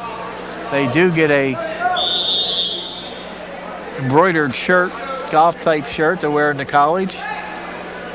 Dean Sizemore bought them all South Jersey Wrestling Hall of Fame t-shirts that were on sale here tonight. And a team photo was taken on Monday night. Almost, those shirts almost as nice looking as those Kingsway shirts, don't you think? Well, if the letters aren't falling off. It's a Washington Township fan in the crowd. That's Rich Fleming, the coach. With More 2 than M's. a fan then, huh? With 2 M's. Yeah, you look around and see all the people here. See another state runner-up here, Joe Redmond from Paulsboro. I see him in a lot of the matches. Living back locally. And then you're going to see him cut him loose here. So we know what happens. Oh, got to take him down. Cuts him loose. He's got to take him down. He trails 3-1. We begin the second period.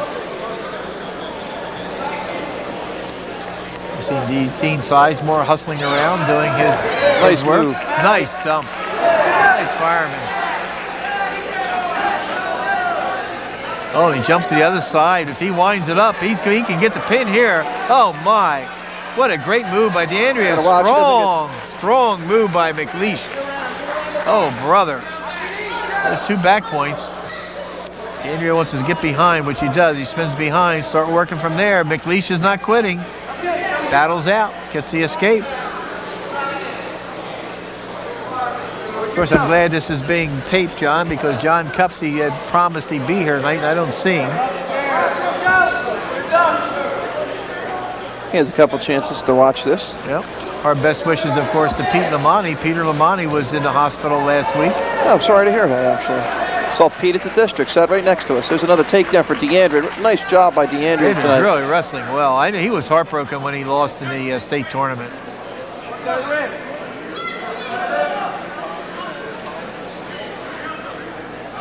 Well, we hope that Peter recovers well.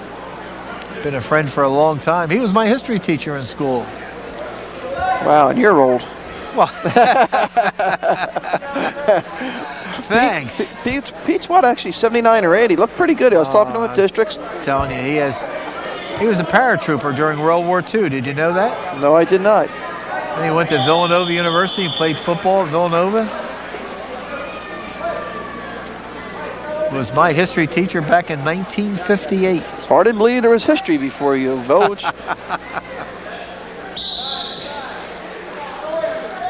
Oh, nice shot by DeAndrea. I was just going to say 9-3 lead, but here's 5 more points. If it's brother.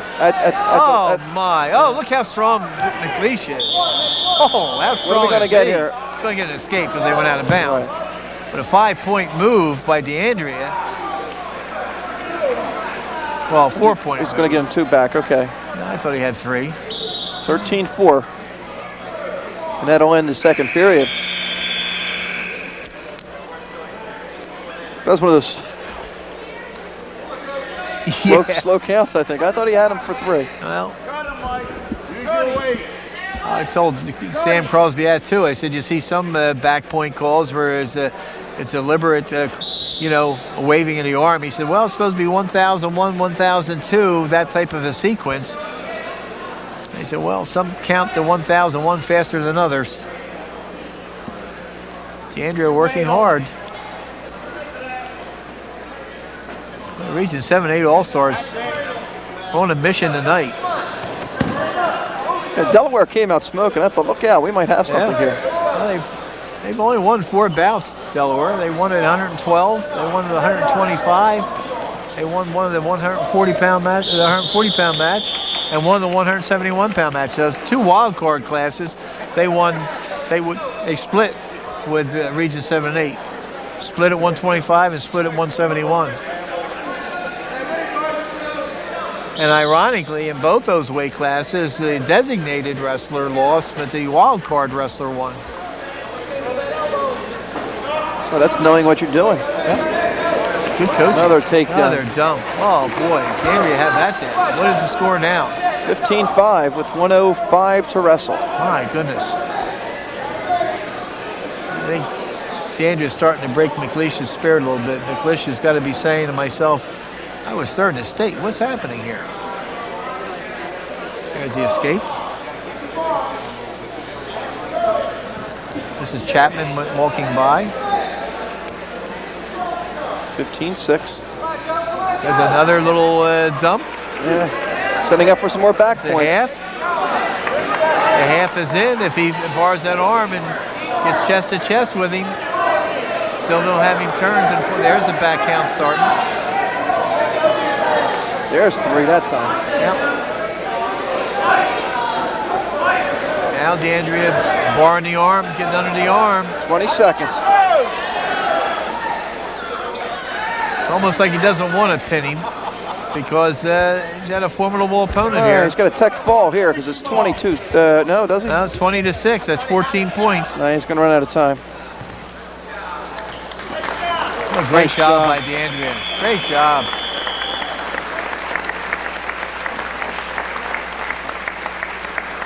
42-12 as we go to the last match of the evening. And last match of our season. Last match of the evening, last match of our season. Seems like only yesterday.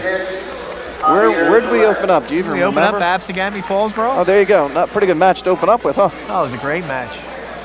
Great match, and we saw the beginnings of something great in that match with an Absegami team that ran the table. We have a state champ here, B.J. Hicks, Cesar Rodney, 33-7 against Javier Palat from Cumberland, 20. Oh, brother! Wow. Oh, my. Okay. Javier takes him down, lets him go. I even brought a smile to Hicks's face. Now, wait a minute now. What's this guy here doing to me? Well, what I was getting ready to say, we saw Javier Palat lose to Tom Curl in the finals. My. Down they go. So much for all those people leave before the end of the evening. Don't leave fast. This got the crowd excited. Guy Davidson, the coach of Javier Palat, and the Guy Davidson, I talked to him at the state tournament. He said Javier was really looking forward to this. I can see Guy, he's right on the other side of the bleachers. He's yelling at Javier, I don't know if you can see him. Yep. Coaching him from his bleachers. Oh, my. 4-3 now. Hicks for the takedown. There's going to be more scoring in this match, I I think. so. I don't think we've seen the end of it. Even the officials are laughing. Yeah. Well, I know Eric loves one of the officials. He don't want to get caught on the downside of one of these throws.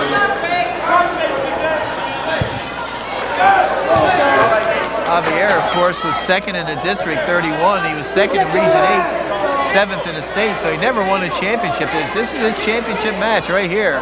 Yeah, he's going up against the state champ. We got to watch out when you go against the nice back my. reversal. 6-3. Trying to go right back to the takedown. Now it's 6-4.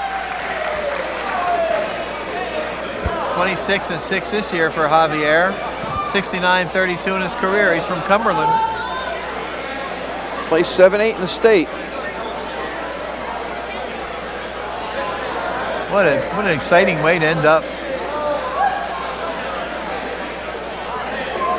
Hicks has the height. Javier's got quite a heart. Coach, people sitting behind me at the States were saying they thought that you shouldn't wrestle in order as we see Guy Davidson. Well, you know, that might be coming, John. There's a move underway to petition the coaches. What do you want to do? The colleges right now pick a weight class out of the hat. That's where their match starts. So if they pick out 157, say, that's where the match starts. You wrestle 157 through heavyweight, and then you come back and start with their 125-pound weight class. Okay.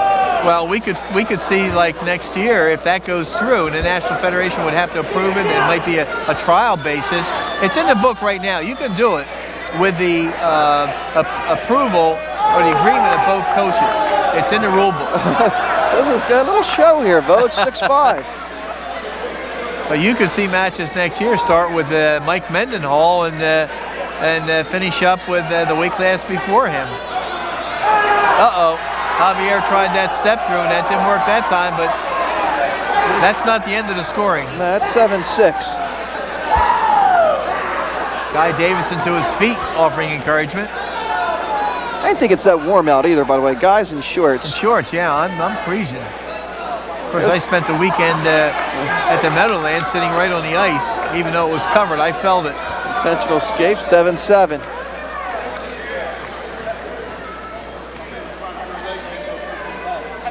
Yeah, I think you might see that happen in the future of drawing the starting spot out of a hat. You know who's enjoying this match? I see Tom Curl just popped into the second row in the bleachers. Oh, what a marvelous year Tommy Curl had. That match he wrestled against Knapp in the state finals. I mean, was he a man on a mission or what? Yeah, it was a great match. And I think he impressed everybody with his quickness. Oh, and he impressed Chris Knapp. Chris Knapp has some very nice things to say about him in the paper, saying that it's the best heavyweight he's ever wrestled, and better than Ali Hakim, who beat Chris Knapp last year. Look out. Of course, there's Tom Curl, state champion this year. And I think he can repeat next year. All South Jersey in football.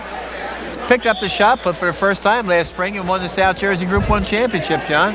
Not bad. 3-sport athlete. 104 and 6 in his career? Yep. And, a lot trying for the legs here. Look at this. Oh, my. Oh, brother. Oh, if he sits through, if he keeps it. Oh, my. He's got at least a 5-point move here. He's going to run out of time. But it's 12-7, a big 5-point move for Javier Palat. Oh, he's got the whole Region 7-8 team clapping for him. And guess what, folks? We still have 2 more minutes. And Hicks gets up and blesses himself. Boy, that was close. Oh, brother. What a great way to end a great show. And a great season. See if they let him go or he just, sometimes the heavyweights like to be on top. Boy, so many times you see a heavyweight match, it just becomes a meaningless confrontation and ends up 2-1 with two dancing bears. Not tonight. No. Palat's in a lot of trouble here. He's trying to roll out of it. He does. 2 back points, though. 12-9. Turns him again. We could have a tie match. Oh, brother. Tie heavyweight match, I should say. Yeah. Team scoring's over, but I'll tell you what. Palat knows he's going up against the state champ. It'd be a real big win for him. Oh, this is his state final right here. 1:19 to go.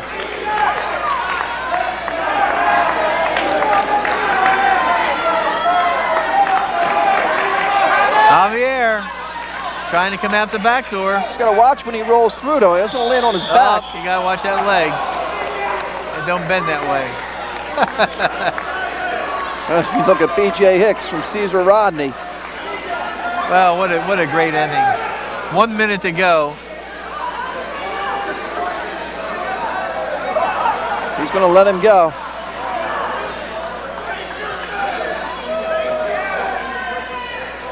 Got a caution. There it is, 13-9. Uh-oh. We'll look for a big throw here by Hicks. But sometimes when you see that the other guy gets the takedown, the other guy gets sloppy. Yep, they're locking up. Like 2 bulls in a pasture here.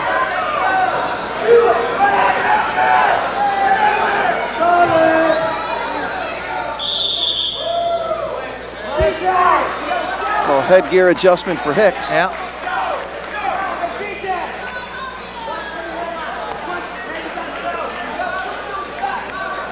Try a little duck under here for Palat. Boy, did you see that? Yes. You see that fireman's carry that Tom Curl got on Chris Knapp. Oh, look out. Uh-oh. Quick move. Oh. Hicks went right in. Well, is he going to cut him? 13-11. I think so, 31 seconds. Still time. I'd like to see overtime in this match. I don't know if we can handle it. Let's not end the season yet. 14-11. Hicks has to get a takedown, though. Oh my. Palat's in good position now. Nothing, 14 seconds. Is there anything left in these guys? I think you might see a standing ovation at the end of this one. Oh, brother. Not quite Potato Miller, but I'll tell you what, a great match. Final score. Standing They ovation did get a for the heavyweights. 14-11. Terrific. 45-12 the final score, South Jersey. Look at that. That's what you want to see. And a big hug for each other. Terrific. Great sportsmanship, Vogue. A great match. It started out early. It looked like South Jersey could be in a little trouble, but came on strong and showed their dominance and showed you how strong wrestling is throughout the state of New Jersey. Lost 2 out of the first 3 bouts, and but battled back. And a great performance, I think, by both teams. It's good for the sport, it's good for the states, and it's good for the scholarship funds of both states. We got a chance to see 3-time state champion Mark Manchio, got to see 2-time state champion Dave Miller, and their careers in South Jersey on very successful notes. Of course, if everything goes as planned, we could see Curl and Cunningham back next year. They had great seasons. Yes. And who knows what lies ahead for wrestling. Great working with you. For everybody here at Comcast, our director Stan Ritter and his crew, I'm John Mondelli. We'll see you next season.